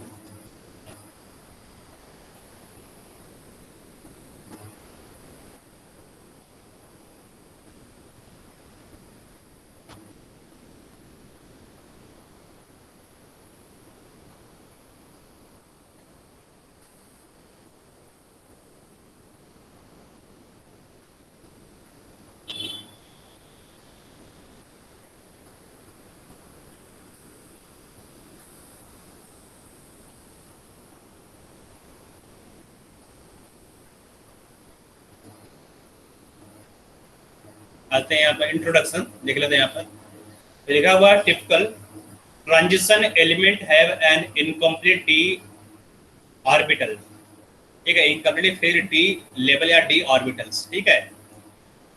तो D and F block element तुम्हें मालूम है position of d block elements, है ना। जब बताना बेटा पीरियड टेबल तुमने पढ़ा होगा। पीरियड टेबल में सबसे पहले यहाँ पर स्टार्टिंग में क्या होता है, एस ब्लॉक एलिमेंट होता है इस तरह से, है ना। एस ब्लॉक एलिमेंट होगा, एस ब्लॉक एलिमेंट के बाद राइट साइड में तुम्हें पी ब्लॉक एलिमेंट दिखेगा। पी ब्लॉक और एस ब्लॉक के एलिमेंट के बीच में यहाँ पर डी ब्लॉक एलिमेंट्स होते हैं, ठीक है। ये हो गया तुम्हारा डी ब्लॉक एलिमेंट इस तरह से। जो डी ब्लॉक एलिमेंट है, डी ब्लॉक एलिमेंट को मोस्टली हम लोग ट्रांजिशन मेटल एलिमेंट बोलते हैं, लेकिन ट्रांजिशन मेटल एलिमेंट वो होगा जिसके पास इनकम्प्लीट डी ऑर्बिटल्स हो, ठीक है। अगर कंप्लीटली फिल्ड डी ऑर्बिटल है, जैसे तुम्हारा जिंक हो गया, ठीक है, मरकरी हो गया और कैडमियम हो गया, तो ये क्या बेटा D10 है, D10 कॉम्प्लेक्स हो गया, D10 मेटल आयन हो गया। तो जो D10 मेटल है वो तुम्हारा ट्रांजिशन मेटल नहीं होगा, ठीक है। तो ये बहुत इंपॉर्टेंट चीज यहाँ पे लिखा गया है, इसको हाईलाइट करोगे, इसको याद रखोगे, ठीक है बेटा। दिख रहा है सबको ये? सर जिनके 10 होंगे या 0 होंगे उनको भी लेंगे। जीरो वाला तो जीरो मतलब इनकम्प्लीट तो है वहां पर, है ना, वैकेंट डी ऑर्बिटल तो है। अगर वैकेंट डी ऑर्बिटल है उसके पास, इसका मतलब वो क्या होगा, transition metal element D block element में जिसके पास भी वैकेंट डी ऑर्बिटल है वो जाएगा ट्रांजिशन मेटल एलिमेंट, मतलब उसका जो प्रॉपर्टी वो ट्रांजिट करेगा एस और पी के बीच में, तो ट्रांजिशन मेटल एलिमेंट बोलोगे। अगर कंप्लीटली फिल्ड डी ऑर्बिटल है तो ट्रांजिशन मेटल एलिमेंट नहीं आएगा, तो कंप्लीटली फिल्ड किसके पास होगा, जिंक आएगा। तुम हाँ जिंक का इलेक्ट्रॉनिक कॉन्फ़िगरेशन लिखोगे तो D10 आएगा। मरकरी क्या होगा, D10 होगा। कैडमियम क्या होगा, D10 होगा, ठीक है। Copper cadmium. तो जो कॉपर है बेटा, यहाँ पे भी देखो, यहाँ पे एग्जांपल लिखा हुआ है, though copper silver and gold have completely filled sets of d orbital yet they are considered as transition metal element why. इसका तुम्हारा आंसर यहाँ लिखा हुआ बेटा, पढ़ लो यहाँ पर सर, क्योंकि उनकी ऑक्सीडेशन, कॉमन ऑक्सीडेशन स्टेट में वैकेंट डी ऑर्बिटल होता है। हाँ, अगर तुम इसका कॉमन ऑक्सीडेशन स्टेट निकालोगे, जो कॉपर है, कॉपर का +2 होता है ना, तो उसमें क्या होगा, इनकम्प्लीट डी ऑर्बिटल होता है। तो यहाँ लिखा हुआ नीचे वही same answer, this metal in their common oxidation states have incompletely filled d orbital. For example, Cu2 plus है 3d9, Cu3 plus है 5d8 configuration, इसलिए सब क्या होगा, ट्रांजिशन मेटल एलिमेंट्स होंगे, ठीक है। मिल गया आंसर बेटा। आगे यहाँ पे इलस्ट्रेशन नंबर 2 भी देख लेते हैं। यहाँ पर क्या लिखा हुआ है, zinc cadmium and mercury are generally not considered as transition metal element, give the reason. तो इस रीजन मैंने ऊपर बता दिया, ठीक है। These element in their most common oxidation state of +2 have completely filled d orbitals. आगे हम लोग पढ़ना बेटा इलेक्ट्रॉनिक कॉन्फ़िगरेशन। इलेक्ट्रॉनिक कॉन्फ़िगरेशन क्या होगा, ठीक है। तो इलेक्ट्रॉनिक कॉन्फ़िगरेशन तुम्हें लिखने आता है सब एलिमेंट्स के, जैसे स्कैडियम क्या होगा, 3d1, एक डी इलेक्ट्रॉन होगा यहाँ पर, 4s3, 4s2 होना चाहिए ना, 4s2। कैडमियम क्या होगा, इस तरह सबका इलेक्ट्रॉनिक कॉन्फ़िगरेशन लिखा हुआ। तो अब यहाँ पर इलेक्ट्रॉनिक कॉन्फ़िगरेशन में क्या विशेष चीज यहाँ पर है, तो याद रखना बेटा, यहाँ पर जो अनोमलस बिहेवियर या अनोमलस कॉन्फ़िगरेशन है वो तुम्हें याद रखना है। तो जो कॉपर और क्रोमियम है, कॉपर और क्रोमियम का अनोमलस इलेक्ट्रॉनिक कॉन्फ़िगरेशन होता है। कॉपर का क्या होगा बेटा, 3d10 4s1 हो जाता है, याद है? Yes sir. और अगर कॉपर का बोलोगे, कॉपर पे क्या होगा, 3d10 4s1 हो जाएगा, और क्रोमियम का 3d5 4s2 4s1। तो इन दोनों को तुम्हें याद रखना इलेक्ट्रॉनिक कॉन्फ़िगरेशन में। तो जो इलस्ट्रेशन उसको भी देख लेते हैं यहाँ पर, बेटा नोट करते जाना है, यहाँ पर पूरा थ्योरेटिकल चैप्टर है यहाँ पर, है ना, कुछ भी तुम्हें इस तरह से ज्यादा कुछ दिमाग लगाने की जरूरत नहीं होगा यहाँ पर। इलस्ट्रेशन को देखो यहाँ पर, in what way the electronic configuration of transistor metal element differ from that the non transition element. ठीक है, तो आंसर देख लो यहाँ पर, transistor metal element contain incompletely filled d orbital, that is their electronic configuration is n-1 d1 to 10 ns, जो number of s electron है वो 0 to 2 very करेगा, whereas non transitor metal element have no d subcell or their subcell is completely filled with ns1 to 2 या np1 to 2 in their 1 to 6 होगा यहाँ पर, in their outermost cell। ठीक है, याद रखो बेटा, जो डी ऑर्बिटल है उसके पास क्या होगा, वैकेंट या पार्सली फिल्ड डी ऑर्बिटल्स, ये डिफरेंस है। सर बोलो। सर ये कॉपर और क्रोमियम के जो नीचे आते हैं 4D 5D सीरीज में, उनमें भी यही होता है? बेटा सब्सन तुमने केवल 2 देखा, 3D से तुम्हारे सिलेबस में है, इसके अलावा भी ढेर सारे सब्सन है। ठीक है, तो यहाँ पर तुम देखोगे जो सिल्वर है, गोल्ड है, इनके भी सब्सन होते हैं, पैलेडियम का सब्सन होता है, प्लेटिनम का सब्सन होता है, मोलिब्डेनम का होता है, तो बहुत सारे सब्सन है, लेकिन उस सबको तुम्हें ध्यान नहीं देना। ठीक है, ओके सर। सर अभी 1 सेकंड रुक जाओ, ऊपर नोट कर रहे हैं सर, अभी नीचे वाला नोट कर लो, जितना मैंने लिखा है इतना सफिशिएंट है, तुम्हें कुछ पढ़ने की जरूरत नहीं होगा। ठीक है, ये पूरा एनसीईआरटी का निचोड़ यहाँ पे मैंने लिख दिया है। Okay sir, thank you sir. पढ़ना है, हाँ, अगर तुम्हें कुछ एक्स्ट्रा पढ़ना है तो एनसीईआरटी ही पढ़ोगे, दूसरा बुक नहीं पढ़ोगे। बहुत सारी चीजें यहाँ पर है पढ़ने के लिए, देखो तो सब जरूरी नहीं है पढ़ना।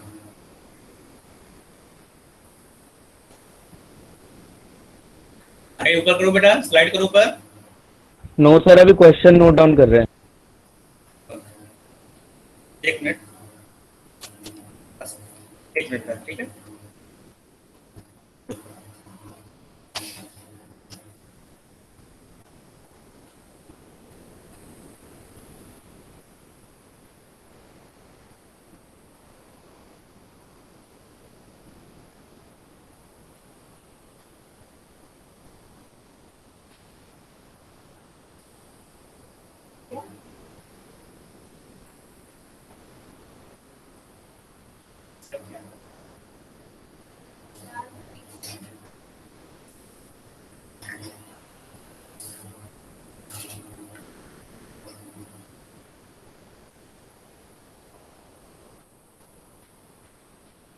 हो जाए बेटा, बोल देना मुझे।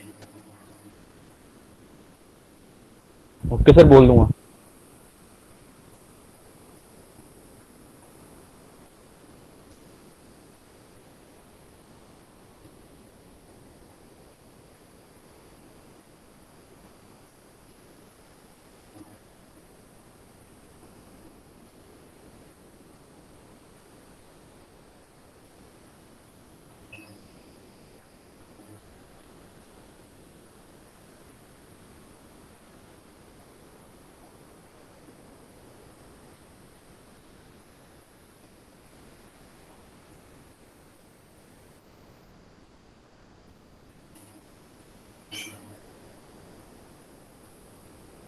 सर हाँ बोलो। सर ये जो हमने हाइड्रेशन आइसोमर पढ़ा था, उसका सॉल्वेट आइसोमर भी वही होता है क्या? बस अगर मैंने वो उसी दिन बता दिया था, अगर सॉल्वेंट बात करते तो वहां पर जो सॉल्वेंट है वाटर जाएगा, कोई दूसरा सॉल्वेंट, जैसे अमोनिया हो गया। ठीक है, तो अमोनिया तो हाइड्रा है नहीं, वाटर तो है नहीं वहां पर, तो वहां पर सॉल्वेंट वर्ड यूज करोगे। उस दिन मैंने बता दिया था, अगर वाटर है तो वहां पर हाइड्रोजन आइसोमर वर्ड यूज करोगे, और वाटर के अलावा कोई दूसरा है, दूसरा कोई सॉल्वेंट है, तो वहां पर सॉल्वेट आइसोमर वर्ड यूज करोगे।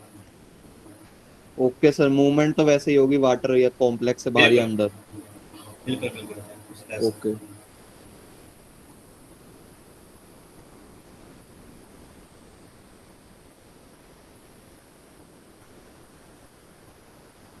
हो गया बेटा, अब मैं आगे बढ़ रहा हूँ तो यहीं रट के रह जाओगे पूरा। स्क्रीन शॉट लो बेटा, ये तो पूरा थ्योरेटिकल है, अपना नोट करते जाओगे तो इसको नोट करने में मुझे 3 दिन लगा है। हो गया सर। सर ये क्वेश्चन एनसीईआरटी में है ना? एनसीईआरटी के क्वेश्चन यहाँ पर है, साथ में कुछ एक्स्ट्रा क्वेश्चन भी तुम्हें मिल जाएगा यहाँ पर, ठीक है। बस भी क्वेश्चन एनसीईआरटी से मैंने उठाया है, एनसीईआरटी का ही है। जो थ्योरी मैंने लिखा बेटा ये सब एनसीईआरटी का ही थ्योरी है ना, अलग से नहीं है, मैंने कुछ अलग से यहाँ पे जो भी एक्स्ट्रा था मैंने हटा दिया है, ठीक है। एनसीईआरटी का ही पूरा है। ओके, जो जनरल कैरेक्टरिस्टिक्स ऑफ ट्रांसमेटल एलिमेंट्स, ये तुम्हें पढ़ना है कि जनरल कैरेक्टरिस्टिक्स क्या है ना। तो ये बहुत इंपॉर्टेंट है, इसके बारे में जो क्वेश्चन है बहुत बार पूछा जा चुका है और पूछेगा भी आगे। तो यहाँ देखो क्या लिखा हुआ है, except for mercury which is liquid at room temperature. में मालूम है केवल लिक्विड ही ऐसा मेटल है डी ब्लॉक एलिमेंट्स में जो लिक्विड होगा, बाकी सब क्या होगा, सॉलिड होता है, ठीक है। ये फर्स्ट हो गया तुम्हारा, फर्स्ट कैरेक्टरिस्टिक्स हो गया, ठीक है। Number 2, so variable oxidation state unlike S and P element. तो जो डी ब्लॉक एलिमेंट है वो वेरिएबल ऑक्सीडेशन स्टेट शो करते हैं। क्यों? इनका जो ऑक्सीडेशन नंबर है वो वेरी क्यों करता है? क्योंकि यहाँ पर जो डी और एस है ना, जब तुम इसका इलेक्ट्रॉनिक कॉन्फ़िगरेशन लिखते हो तो यहाँ पर क्या आता है बेटा, डी आता है, डी, उसके बाद क्या आएगा, एस आएगा, उसके बाद क्या आएगा, पी ऑर्बिटल आएगा, उसके बाद फिर से डी आएगा, ठीक है। तो अब क्या होता है, तुम इलेक्ट्रॉन को यहाँ से आयनाइज करते हो, अगर 2 इलेक्ट्रॉन को आयनाइज कर दिया तो क्या होगा, ऑक्सीडेशन स्टेट क्या होगा, +2 हो जाएगा। अगर तुमने डी ऑर्बिटल इलेक्ट्रॉन को आयनाइज कर दिया तो क्या होगा, +3 हो जाएगा। तो अब जो डी ऑर्बिटल है और एस ऑर्बिटल है, इसका जो एनर्जी गैप है, इन दोनों जो एनर्जी है वो ऑलमोस्ट सेम होता है, ठीक है। तो चाहे तुम एस ब्लॉक से इलेक्ट्रॉन को निकालो, चाहे तुम डी ब्लॉक से, सॉरी डी ऑर्बिटल से इलेक्ट्रॉन को रिमूव करो, चाहे एस से चाहे डी से, ठीक है। तो एनर्जी ऑलमोस्ट सेम लगता है, तो इसलिए ये क्या करेगा, यहाँ पर वेरिएबल ऑक्सीडेशन नंबर होता है, ठीक है। जो एलिमेंट्स है यहाँ पर वो वेरिएबल ऑक्सीडेशन नंबर शो करते हैं। और अगर तुम बात करोगे एस और पी ब्लॉक एलिमेंट्स में, तो यहाँ पर जो मोस्टली एलिमेंट है वेरिएबल ऑक्सीडेशन नंबर नहीं शो करते हैं, ठीक है। Yes sir. तो आगे आप थर्ड लिखा हुआ है यहाँ पर, they and some of their compound show catalytic property. Catalytic property क्यों शो करता है बेटा? क्योंकि इसके पास वेरिएबल ऑक्सीडेशन स्टेट है। नंबर 2, इसके पास जो सरफेस एरिया है, सरफेस एरिया प्रोवाइड करता है, ठीक है। इसलिए यहाँ पर मैं आगे बता दूंगा, एक्सप्लेन करते हैं यहाँ पर कैटालिटिक प्रॉपर्टी आप लिखा होगा, ठीक है। तो मैं दोबारा बता दूंगा ऊपर वाला जो लिखा होगा, कैटालिटिक प्रॉपर्टी मतलब ये कैटालिटिक प्रॉपर्टी शो करेगा। फोर्थ पॉइंट लिखा हुआ है, दे आर कंपाउंड और कलर्ड। पहले से मालूम है डी ट्रांजिशन होगा, अगर डी ट्रांजिशन होगा तो कलर्ड कॉम्प्लेक्स बनाएगा। फिफ्थ पॉइंट लिखा हुआ, they have great tendency to form complex compound. Sixth point, they form alloy and interstitial compounds. Alloy में मालूम है जो सॉलिड सॉल्यूशन होता है मेटल का, उसको तुम अलाय से बोलते हो। और इंटरस्टेशियल कंपाउंड मतलब अगर तुम्हारा तुमने कोई कॉम्प्लेक्स बनाया, सॉरी मेटल, तुमने एक सॉलिड बना लिया, यहाँ पर क्रिस्टल है, और इस क्रिस्टल के इंटरस्टेशियल पोजीशन पर, जो यहाँ पर वैकेंट स्पेस, जो इंटरस्टेशियल पोजीशन है, यहाँ पर कोई दूसरा मेटल आ जाए, ठीक है, मेटल सेकंड यहाँ पे मेटल आ जाए, उसको तुम बोलोगे इंटरस्टेशियल कंपाउंड्स, ठीक है। तो अगर यहाँ पर कैविटी बड़ा है तो जो छोटे मेटल्स है या छोटे एटम है वहाँ पर ट्रैप हो जाते हैं इंटरस्टेशियल पोजीशन पर, इसलिए उसको बोलते हैं इंटरस्टेशियल कंपाउंड्स। तो देख लेते हैं यहाँ पे जो प्रॉपर्टी लिखा है उसको डिटेल में नीचे लिखा गया, ऊपर जो तूने 6-7 प्रॉपर्टी देखा है बेटा, उसको लो यहाँ पर डिटेल में देखेंगे। तो नंबर 1 है कंडक्टिविटी। तो कंडक्टिविटी क्या है? तो तुम्हें मालूम है ना, जितने भी मेटल है, मेटल चार्ज ट्रांसफर करेंगे, तो कंडक्टिविटी है यहाँ पर। तो all metal are good conductor and heat and silver are the best example of the conductor, metallic conductor. Density because of small size of their atoms and strong metallic bonding the density and hardness of transmetal element are high, ठीक है। Size छोटा होता है, जितना volume कम होगा उतना density ज्यादा होगा। जो ट्रांसमेटल एलिमेंट उसका डेंसिटी बहुत ज्यादा होता है बिकॉज ऑफ स्मॉलर साइज। आगे यहाँ पर आयसन एनर्जी के बारे में जानेंगे बेटा, आयसन एनर्जी है ना। तो यहाँ लिखा हुआ है the increase in ionisation energy along the period of d block elements are is very small. तुम बात करोगे है ना, along the period, the increase in ionisation energy along the period of d block element is very small. अगर तुम left to right जाओगे, पहले से मालूम है कि अगर पीरियड टेबल में लेफ्ट टू राइट जाते हैं, लेफ्ट से राइट जाते हो, तो आयसन एनर्जी क्या होता है बेटा? आयसन एनर्जी इंक्रीज होता है। जैसे तुम बात कर लो सोडियम का, सोडियम तुम जा रहे हो नियान की तरफ, नियान का आंसर एनर्जी, नियान तो एनर्जी नहीं होगा, आंसर एनर्जी बहुत ज्यादा होता है नियान का, और सोडियम का सबसे कम होगा अपने पीरियड में। लेकिन अगर तुम डी ब्लॉक एलिमेंट्स की बात करोगे तो डी ब्लॉक एलिमेंट में ये जो इंक्रीज ऑफ आयनेशन एनर्जी होता है वो बहुत कम होता है, ठीक है, क्योंकि यहाँ पर जो साइज है रिलेटिवली सेम होता है। अगर तुम बात करो स्कैंडियम का, वेनेडियम का, मैग्नीज का, आयरन का, इन सबका जो तुम साइज कंपेयर करोगे तो साइज में जो इंक्रीमेंट है वो उतना ज्यादा नहीं होता, because of poor silting of d orbital, ठीक है, साइज उतना ज्यादा डिक्रीज नहीं हो पाता है। अगर तुम पी ब्लॉक की बात करोगे तो पी ब्लॉक में जो साइज डिक्रीज होता है वो रैपिडली यहाँ पर जो साइज है डिक्रीज हो जाएगा, लेकिन जो डी ब्लॉक एलिमेंट है, डी ब्लॉक एलिमेंट में जो साइज उतना रैपिडली डिक्रीज नहीं होता है, ठीक है। तो नंबर 1 ये हो गया तुम्हारा। ये क्या हुआ बेटा, लेफ्ट टू राइट ये हुआ, लेफ्ट टू राइट। दूसरा हो गया बेटा टॉप टू बॉटम।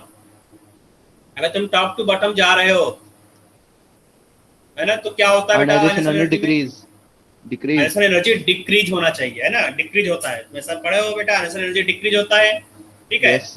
तो यहाँ पर भी क्या होगा, यहाँ पर भी आयनेशन एनर्जी डिक्रीज होगा, लेकिन 3D टू 4D में। लेकिन अगर तुम 4D से 5D जाओगे, ठीक है, तो आयनेशन एनर्जी ऑलमोस्ट सेम हो जाता है ना, क्योंकि यहाँ पे जो साइज है 4D और 5D एलिमेंट का जो साइज है वो ऑलमोस्ट सेम होता है मेटल का। लेकिन अगर 3D से 4D में जाओगे तो आयनेशन एनर्जी इंक्रीज होगा, डिक्रीज होगा। 4D और 5D का आयनेशन एनर्जी ऑलमोस्ट सेम होता है या फिर उतना डिक्रीज नहीं होता है, ठीक है। तो यहाँ पर जो डिक्रीज है वो भी बहुत स्मॉल अमाउंट में डिक्रीज होगा। तो 3D टू 4D, है ना, रैपिड डिक्रीज, तो रैपिड 3D 4D रैपिड है, हाँ, तो रैपिड डिक्रीज होगा यहाँ पर। और अगर 4D से 5D जाओगे, 4D से 5D almost same, almost same. तो इसका रीजन क्या है, 4D से 5D ऑलमोस्ट सेम क्यों होता है, साइज ऑलमोस्ट सेम, क्योंकि साइज ऑलमोस्ट सेम होता है। एक मिनट, डी ब्लॉक एलिमेंट्स का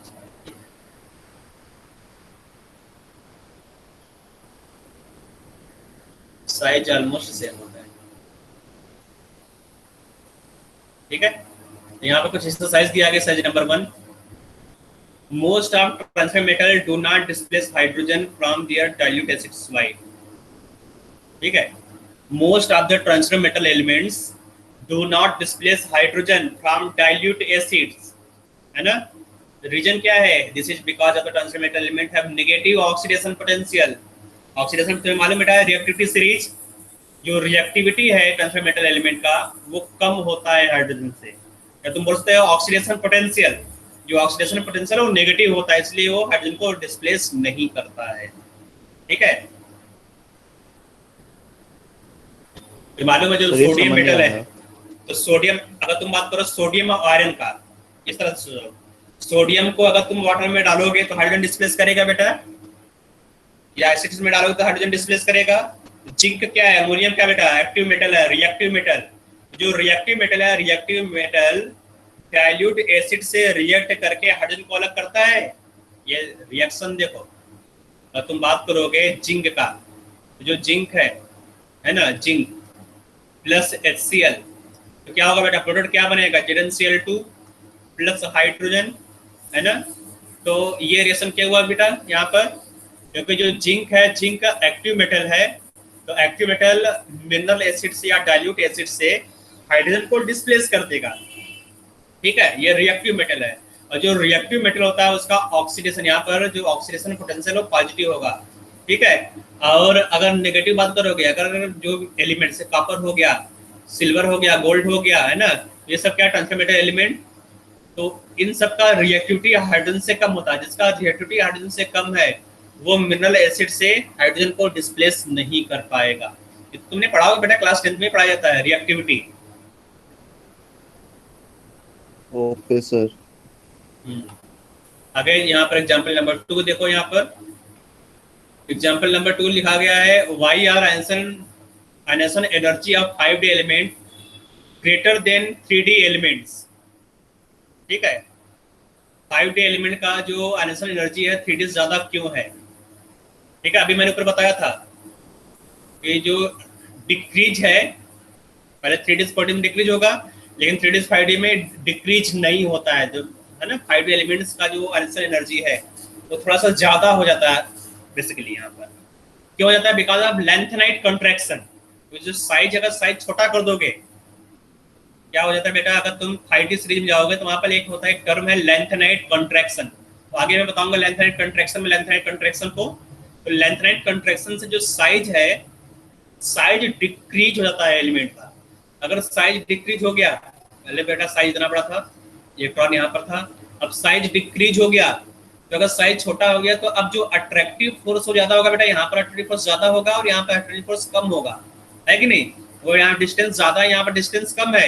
जहां पर डिस्टेंस कम है वहां पर अट्रैक्टिव फोर्स ज्यादा होगा। अगर अट्रैक्टिव फोर्स ज्यादा है, जिस इलेक्ट्रॉन को निकालने के लिए तुम्हें ज्यादा एनर्जी सप्लाई करना पड़ेगा, है कि नहीं? यस इस इलेक्ट्रॉन को रिमूव करने के लिए तुम्हें ज्यादा एनर्जी सप्लाई करना पड़ेगा, एनर्जी देना पड़ेगा। इसलिए जो 5D सीरीज है उसका आयनेशन एनर्जी ज्यादा होता है 3D से।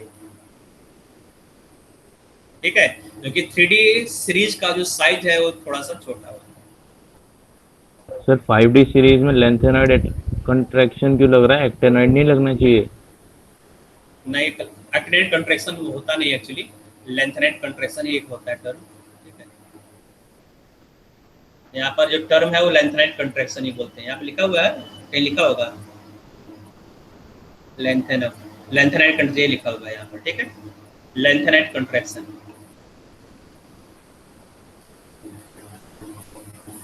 लिख रहा होगा, है ना बेटा? तो एक्टिनेट कंट्रैक्शन टर्म नहीं होता है, लेंथेनाइट कंट्रैक्शन होता है। आगे हम लोग पढ़ना बेटा variable oxidation state. Variable oxidation state, तो ये मैंने पहले बता दिया था कि जो ट्रांसमेटल एलिमेंट है वो वेरिएबल ऑक्सीडेशन स्टेट शो करते हैं because of similar energy of s and d orbitals. ठीक है, transmetal element exist in several different oxidation state and the oxidation state changes in unit of 1। For example Fe2+ to Fe3+, Cu+ to Cu2+। यहाँ पे example देख लेते हैं, example क्या लिखा हुआ है। सर ऊपर इलस्ट्रेशन भी है कि येलो कलर में? नहीं, वो क्लोज किया मतलब वो काम का नहीं है। Okay. Variable oxidation state. The transitional element usually exists in several different oxidation states. The oxidation state changes in a unit of 1. यहाँ पे जो एक्सरसाइज को देखो बेटा, why are Mn2+ compound are more stable than Fe2+ towards the oxidation to their 3+ state. अगर तुम बात करोगे Mn2+ का, तो जो Mn2+ है ये D5 है, ठीक है? Yes sir. और Fe2+ की बात करोगे तो Fe2+ क्या बेटा, D6 है। अगर तुम इलेक्ट्रॉनिक कॉन्फ़िगरेशन लिखोगे तो Mn2+ D5, Fe2+ D6। अब बताओ कहां से इलेक्ट्रॉन को रिमूव करना इजी होगा? D6। D5 half field stable है, D6 से इलेक्ट्रॉन को निकालोगे तो ये D5 बना लेगा, है ना? एक इलेक्ट्रॉन को अगर यहाँ से निकालोगे तो ये बना लेगा D5। ठीक है, इसका मतलब D6 से एक इलेक्ट्रॉन को निकालना रिलेटिवली इजी होगा D5 से, है ना?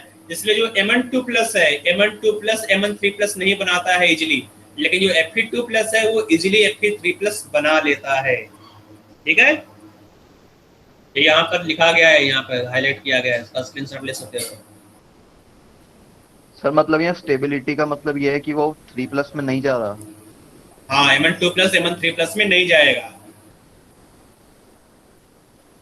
क्योंकि पहले स्टेबल है वो काफी। पहले से ऑलरेडी स्टेबल है। अगर तुम 3+ बनाओगे तो तुम्हें और एनर्जी देना पड़ेगा, अनस्टेबल हो जाएगा सिस्टम। Yes sir. आगे देखो यहाँ पर why do transitional elements show variable oxidation state। ठीक है, सॉल्यूशन यहाँ लिखा हुआ है, इन ट्रांजिशनल एलिमेंट द एनर्जी आपने ऑफ बताया वेरी क्लोज। यहाँ पर n और d ऑर्बिटल का एनर्जी ऑलमोस्ट सेम होता है। तो यहाँ पे सर एक सेकंड सर, नोट डाउन कर रहे हैं सर। ओके, ये नीचे कर देता हूँ।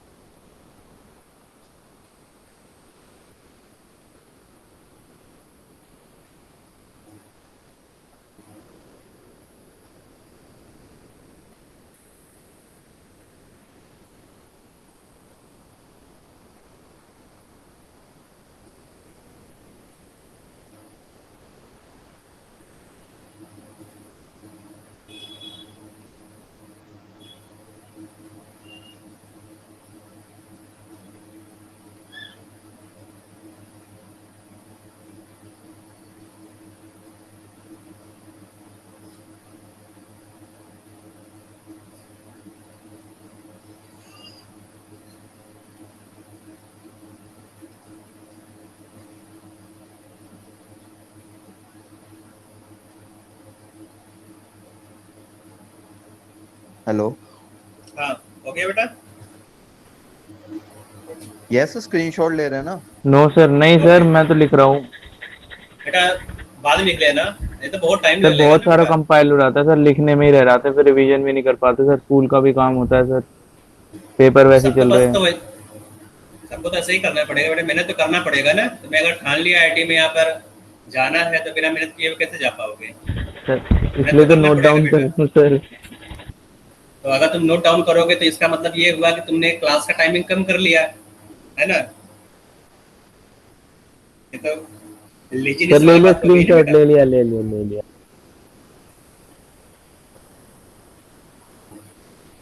तो अब आगे देखो बेटा, यहाँ पर नेक्स्ट है यहाँ पर complexes and their properties.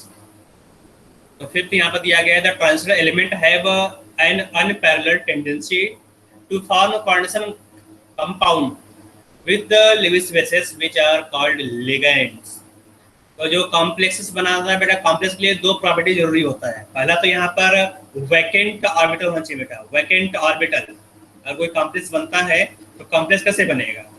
Complex बनता है बेटा, अगर लिगेंड ने मेटल को चार्ज ट्रांसफर किया, इलेक्ट्रॉन पे डोनेट किया, तभी तो वहाँ पर कोऑर्डिनेट बॉन्ड बनेगा, कॉम्प्लेक्स बन पाएगा। तो चार्ज कब ट्रांसफर करेगा बेटा, इलेक्ट्रॉन कब ट्रांसफर होगा लिगेंड मेटल की तरफ? जब मेटल के पास वैकेंट ऑर्बिटल हो। ठीक है, वैकेंट ऑर्बिटल। तो लो एनर्जी वैकेंट ऑर्बिटल होना चाहिए बेटा मेटल के पास, नंबर वन। दूसरा होना चाहिए बेटा, तुमने सीएफटी में पढ़ा था, सीएफटी में मेटल लिगेंड को अट्रैक्ट करेगा। तो मेटल लिगेंड को कब अट्रैक्ट करेगा? जब चार्ज डेंसिटी ज्यादा हो मेटल का। मेटल का चार्ज डेंसिटी ज्यादा, मतलब पॉजिटिव चार्ज डेंसिटी ज्यादा हो, तभी जितना ज्यादा चार्ज होगा उतना अट्रैक्टिव फोर्स होगा। F = Q1 Q2/R² है ना? ये तुमने पढ़ा होगा फॉर्मूला, कूलॉम्स फॉर्मूला। तो अब यहाँ पे तुम्हें जी सर। चार्ज डेंसिटी देखना होगा।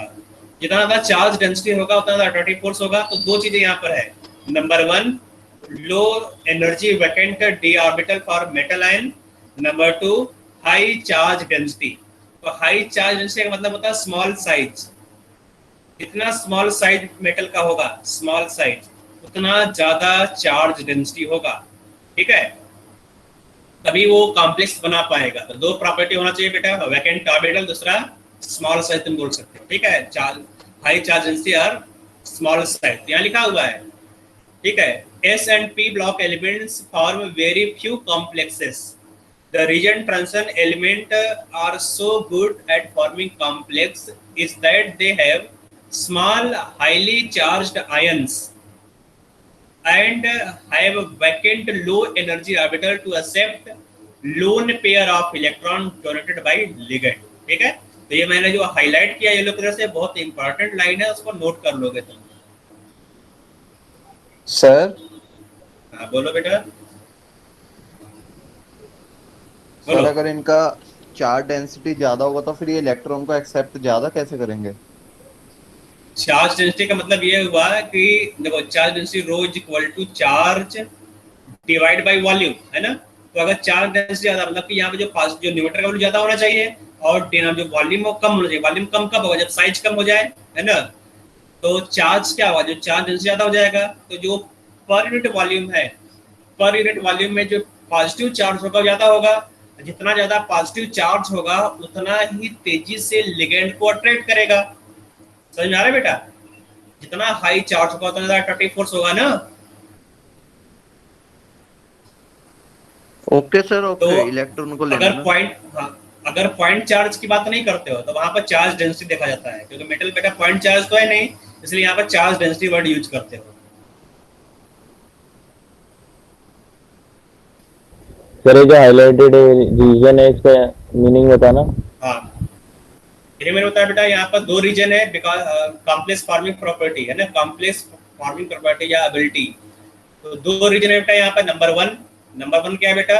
Low energy orbital. Number two high charge density.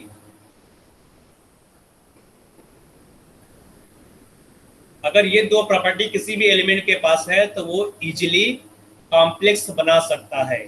और ये दो प्रॉपर्टी ट्रांजिशन मेटल एलिमेंट के पास होता है, डी ब्लॉक एलिमेंट के पास होता है, इसलिए वो कॉम्प्लेक्स बनाते हैं। ठीक है, यस सर। आगे देखो size of atom and ions, ठीक है। तो अब यहाँ पे देखो साइज के बारे में क्या लिखा हुआ है, the covalent radii of element decreases from left to right, तुम्हें मालूम पहले से, ठीक है। लेफ्ट टू राइट जाओगे, जो कोवलेंट रेडियाई है वो डिक्रीज होगा left to right yes. across the row in transition series.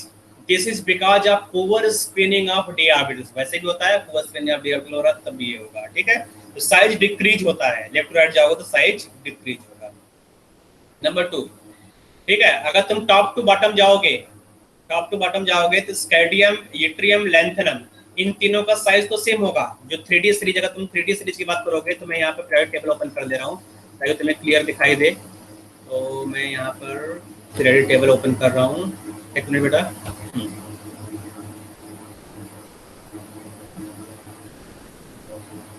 तो यहाँ दिख रहा होगा क्रेडिट टेबल। तो यहाँ पर लेंथनम देखो, यहाँ पे जो लेंथनम यहाँ नीचे लिख दिया है 57, ये लेंथनम यहाँ पर होगा, ठीक है। साथ में सब एलिमेंट्स भी होंगे यहाँ पर। और यहाँ पर है एक्टिनम, एक्टिनम यहाँ पर डबल स्टार नीचे लिखा हुआ है, देखो डबल स्टार AC, और साथ में 14 एलिमेंट भी यहाँ पर होंगे, ठीक है। तो अगर तुम बात करोगे स्कैंडियम, यट्रियम, लैंथेनम और एक्टिनम, तो यहाँ पर तो नॉर्मल ट्रेंड होता है, मतलब कि स्कैंडियम टू यट्रियम जाओगे तो साइज बढ़ेगा, यट्रियम टू लैंथेनम जाओगे तो साइज इंक्रीज होगा, लैंथेनम टू एक्टिनम जाओगे तो साइज इंक्रीज होगा। लेकिन अगर तुम बात करोगे आगे के ट्रांसमीटर एलिमेंट्स का, ठीक है, तो यहाँ पर देखो जो 3D सीरीज, ये तुम्हारा होगा 3D सीरीज। यहाँ पर ये पेन यहाँ पर नहीं चलेगा बेटा, क्योंकि यहाँ पर ये है ना साइड का स्क्रीन है, यहाँ पेन नहीं चलेगा मेरा, तो दिख रहा होगा मैं यहाँ पर। हाँ, तो ये तुम्हारा हो गया, ये तुम्हारा 3D सीरीज, ठीक है। 3D टू 4D, अगर 3D से 4D सीरीज में जाओगे, ठीक है, titanium to zirconium, vanadium to niobium, chromium to molybdenum, manganese to technetium, है ना, यहाँ लिखा हो टेक्टेनम, और iron to ruthenium, cobalt to, यहाँ पर क्या होगा, साइज इंक्रीज होगा। 3D से 4D में साइज इंक्रीज होगा। लेकिन जब तुम 4D से 5D में जाओगे तो ये तुम्हारा 4D सीरीज है, ये वाला 4D हो गया 5D। जिरकोनियम टू हाफनियम, ठीक है, नायोडियम टू टेंटलम, ठीक है। तो यहाँ पर जो साइज है, साइज ऑलमोस्ट सेम होता है, ठीक है। 3D और 4D सीरीज का जो साइज है ऑलमोस्ट सेम होता है बिकॉज ऑफ लैंथेनाइट कॉन्ट्रैक्शन, ठीक है। तो जिरकोनियम टू हाफनियम सबका जो साइज 3D 4D सीरीज का जो साइज है ऑलमोस्ट सेम होगा, और कहीं कहीं पर जो 4D उसका साइज जो है छोटा होता है 3D से 4D से, ठीक है, याद रखो। हाँ सर स्कैंडियम वाले का 5D एलिमेंट है ही नहीं मतलब? हाँ स्कैंडियम यहाँ पर, ये स्कैंडियम दिया हुआ है, आपने बताया था ना कि नॉर्मली इंक्रीज हो रहा है। हाँ, तो scandium to yttrium, yttrium to यहाँ पर लैंथेनम, यहाँ पर जो साइज है इंक्रीज होगा, ठीक है। और क्या तुम्हारा क्वेश्चन क्या है? यहाँ तो साइज इंक्रीज होगा, 5D होता है इसका। लैंथेनम यहाँ पर है बेटा, लैंथेनम यहाँ पर देखो 3D 4D 5D, ये 5D है लैंथेनम,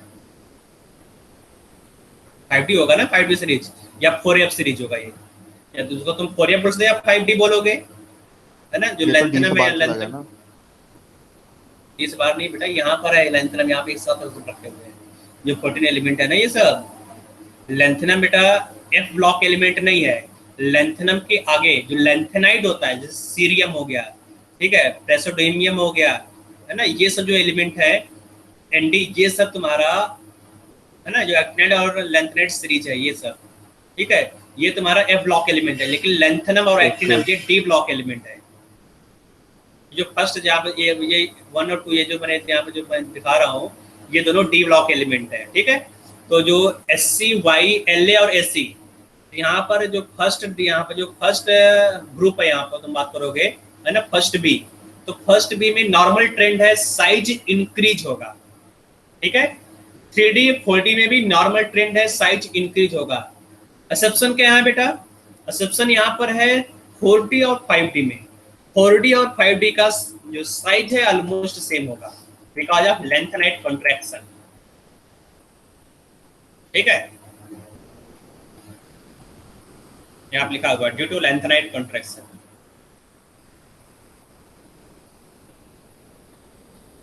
एक एक्सरसाइज को देख लेते हैं। Why have transition element have high enthalpy of hydration? High enthalpy of hydration, sir क्योंकि स्मॉल साइज है। बिल्कुल ठीक है। अगर साइज छोटा होगा तो कॉम्प्लेक्स बना लेगा, है ना। जो वाटर जो यस सर। सॉल्वेंट है, सॉल्वेंट एज ए लिगेंड की तरह वर्क करेगा। वाटर के पास लोन पेयर है तो लोन पेयर को एक्सेप्ट कर लेगा और हाइड्रेशन बना लेगा, मतलब वहां पर कॉम्प्लेक्स बना लेगा। आगे हम लोग पढ़ना है कलर, ठीक है। तो जो कलर है दो रीजन से आता है। यहाँ पर देखो, यहाँ पर बहुत सारे क्वेश्चन यहाँ पर दिया गया एक्सरसाइज कलर के बारे में। तो यहाँ पर देखो बेटा, लिखा हुआ है many compound of transfer metal elements are coloured in contrast to s and p block element. तो जो डी ब्लॉक एलिमेंट है इसमें कलर दिखाई देता है। तो कलर्ड क्यों होता है बेटा D block element? DD transition, because of DD transition, ठीक है। यस तो सर। यहाँ पर डीडी ट्रांजिशन होगा, इसलिए ये कलर्ड कॉम्प्लेक्स होते हैं। तो अगर पूछा जाए कि जो जिंक 2+ है ये कलरलेस होता है, निकल 2+ ब्लू कलर का है, क्यों? तो आंसर बता लोगे। Zinc 2+ completely filled d orbital d10 है ना, तो यहाँ पर डी ट्रांजिशन नहीं होगा। निकल 2+ है इनकम्प्लीटली फिल्ड d ऑर्बिटल, तो यहाँ पर डी ट्रांजिशन होगा। Zinc 2+ salts are white while Cu2+ salts are blue. Why? Yes sir same. हाँ, तो यहाँ पर रीजन लिखा हुआ सेम है जे अब आगे नीचे लिखा हुआ है illustration number 3, giving reason indicate which one of the following would be coloured, है ना। तो जहां पर D10 होगा वो कलरलेस होगा, तुम्हें देखना होगा। तो आप देखो यहाँ पर जो निकल 2+ है, due to incompletely filled d orbital, nickel 2+ is blue coloured, है ना। सर एक और चीज D0 यहाँ- वाले को भी तो नॉन कलर्ड कहेंगे। हाँ, तो D0 वाला कलर्ड कहाँ लिखा हुआ है? D0 वाला कलर्ड नहीं लिखा है, तो निकल 2+ ही बोला गया है, ठीक है। बाकी सब जो वैरेडियम 4+ है, देखो यहाँ पर वैरेडियम 4+ है, स्कैंडियम 3+ है, ये सब क्या है? D0 है। वैरेडियम D0 है, यहाँ पर स्कैंडियम क्या है? ये भी D0 है ना। Scandium 3+, 3D1 Yes, 4s2 sir. होता है बेटा स्कैंडियम का। 3 इलेक्ट्रॉन निकाल दिया तो D0 हो गया, तो D0 वाला क्या होगा? कलरलेस। ओके, यहाँ पे सर देखो बेटा, titanium H2O whole 6 3+, colored why ScH2 whole 6 is colorless, explain, same reason, ठीक है। Next exercise, while why is copper sulfide pentahydrate is colored। तो ये जो लिखा जो कॉम्प्लेक्स है ये कॉपर 2 है, कॉपर +2 है, तो यहाँ लिखा कॉपर 2, ठीक है। तो अगर कॉपर 2 है तो ये डी ट्रांजिशन यहाँ पर होगा, जो डी ऑर्बिटल स्प्लिट हो जाएगा 2 में, Ag और T2G में, और डी ट्रांजिशन होगा, डी ट्रांजिशन होगा तो कलर्ड होगा, ठीक है। और कलर मैंने बताया बेटा, कलर क्यों दिखाई देता है? क्योंकि ये लाइट को एब्जॉर्ब करेगा, लाइट को एब्जॉर्ब करके यहाँ पर कॉम्प्लीमेंट्री कलर शो करता है, और फिर एमिट करेगा। तो इसलिए कलर्ड होते हैं, ठीक है। कुछ ऐसे भी कंपाउंड होते हैं ये जहाँ तो पर क्या है ऊपर? क्या बेटा बोलो ऊपर? सर VO2+ क्या है ये? ये वैनेडियम बेटा, वैनेडियम डाइऑक्साइड। यहाँ देखो ये वैनेडियम है ना, ये वैनेडियम, ठीक है। और VO2+ मतलब Okay, यहाँ पर sir. कॉम्प्लेक्स है इसके ऊपर। तो चार्ज देखो मेटल के ऊपर कितना चार्ज आ रहा है बेटा। जो वैनेडियम का कॉम्प्लेक्स है, वैनेडियम का हमेशा ही एक ना एक क्वेश्चन जरूर होता है, याद रखो। जो वैनेडियम है, वैनेडियम के साथ एक ऑक्सीजन उठाना जरूरी है, ठीक है। तो वैनेडियम जितने भी कॉम्प्लेक्स है, जितने भी कंपाउंड है, वो VO के फॉर्म में, या VO+ होगा, या VO2+ हो, या VO3+, इस फॉर्म में रहता है वैनेडियम, ठीक है, याद रखना।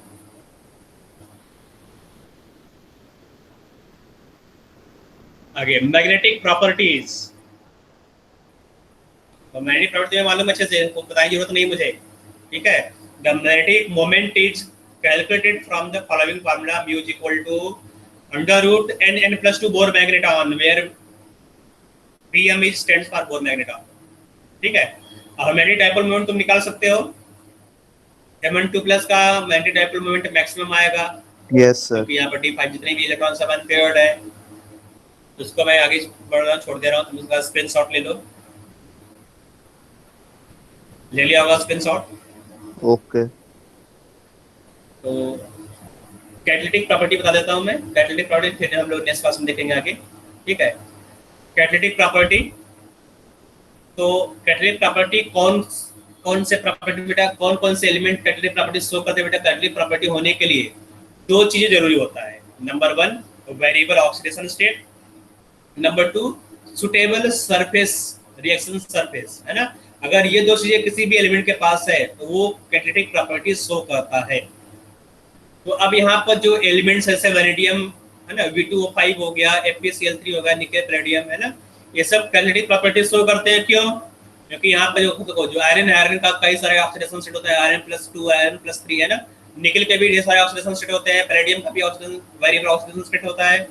और साथ में इसको तुम फाइनली चॉप करके, है ना, पाउडर बनाकर उसका सरफेस एरिया इंक्रीज कर सकते हो। ठीक है, तो यहाँ पर सुटेबल सरफेस एरिया भी मिल जाएगा तुम्हें, है ना, और साथ में वेरिएबल ऑक्सीडेशन स्टेट, इसलिए ये सब कैटालिटिक प्रॉपर्टी शो करते हैं। उसको नोट कर लेना बेटा, कैटालिटिक प्रॉपर्टी को। Okay sir. तो नेक्स्ट क्लास में मिलते हैं। नेक्स्ट क्लास में 10 और 11 हम लोग डिस्कस करेंगे नॉन स्टोइकोमेट्री एंड अलाइ फॉर्मेशन। ठीक है सर, उसके बाद खत्म है चैप्टर भी? अच्छा, ये भी है ना। यहाँ पर देखो, अभी हम लोग study of some important compounds में क्या पढ़ना हम लोग, देखो यहाँ पर पढ़ना हम लोगों को पोटेशियम डाइक्रोमेट और पोटेशियम परमैंगनेट, ये दो कंपाउंड हमारे सिलेबस में, दोनों का स्टडी पढ़ना है ना। फॉर्मेशन और इसका property, chemical property, physical property और यूजेज। ए ब्लॉक एलिमेंट थोड़ा सा है, ज़्यादा कुछ है नहीं है ब्लॉक एलिमेंट्स में। ठीक है, लेंथ रेड और रेफरेंस को देखना, फिर जनरल कैरेक्टरिस्टिक्स देखकर हम लोग खत्म करके हम लोग स्टार्ट करेंगे बेटा। नेक्स्ट क्लास में स्टार्ट हो जाएगा पी ब्लॉक एलिमेंट्स। ठीक है, नेक्स्ट में हो जाएगा। हाँ, नेक्स्ट में स्टार्ट हो जाएगा p block elements. Okay sir. Okay sir. तो p block elements next class में मैं स्टार्ट कर दूंगा, खत्म नहीं होगा वहां पर ना, मतलब एक दो कुछ चीजें मैं बता सकता हूँ वहां पर, अगर ये खत्म हो जाता है तो। ठीक बेटा, ओके, तो नेक्स्ट क्लास में मिलते हैं बेटा, bye bye. Okay sir, thank you sir. Good evening sir. Good evening evening. Sir. Sir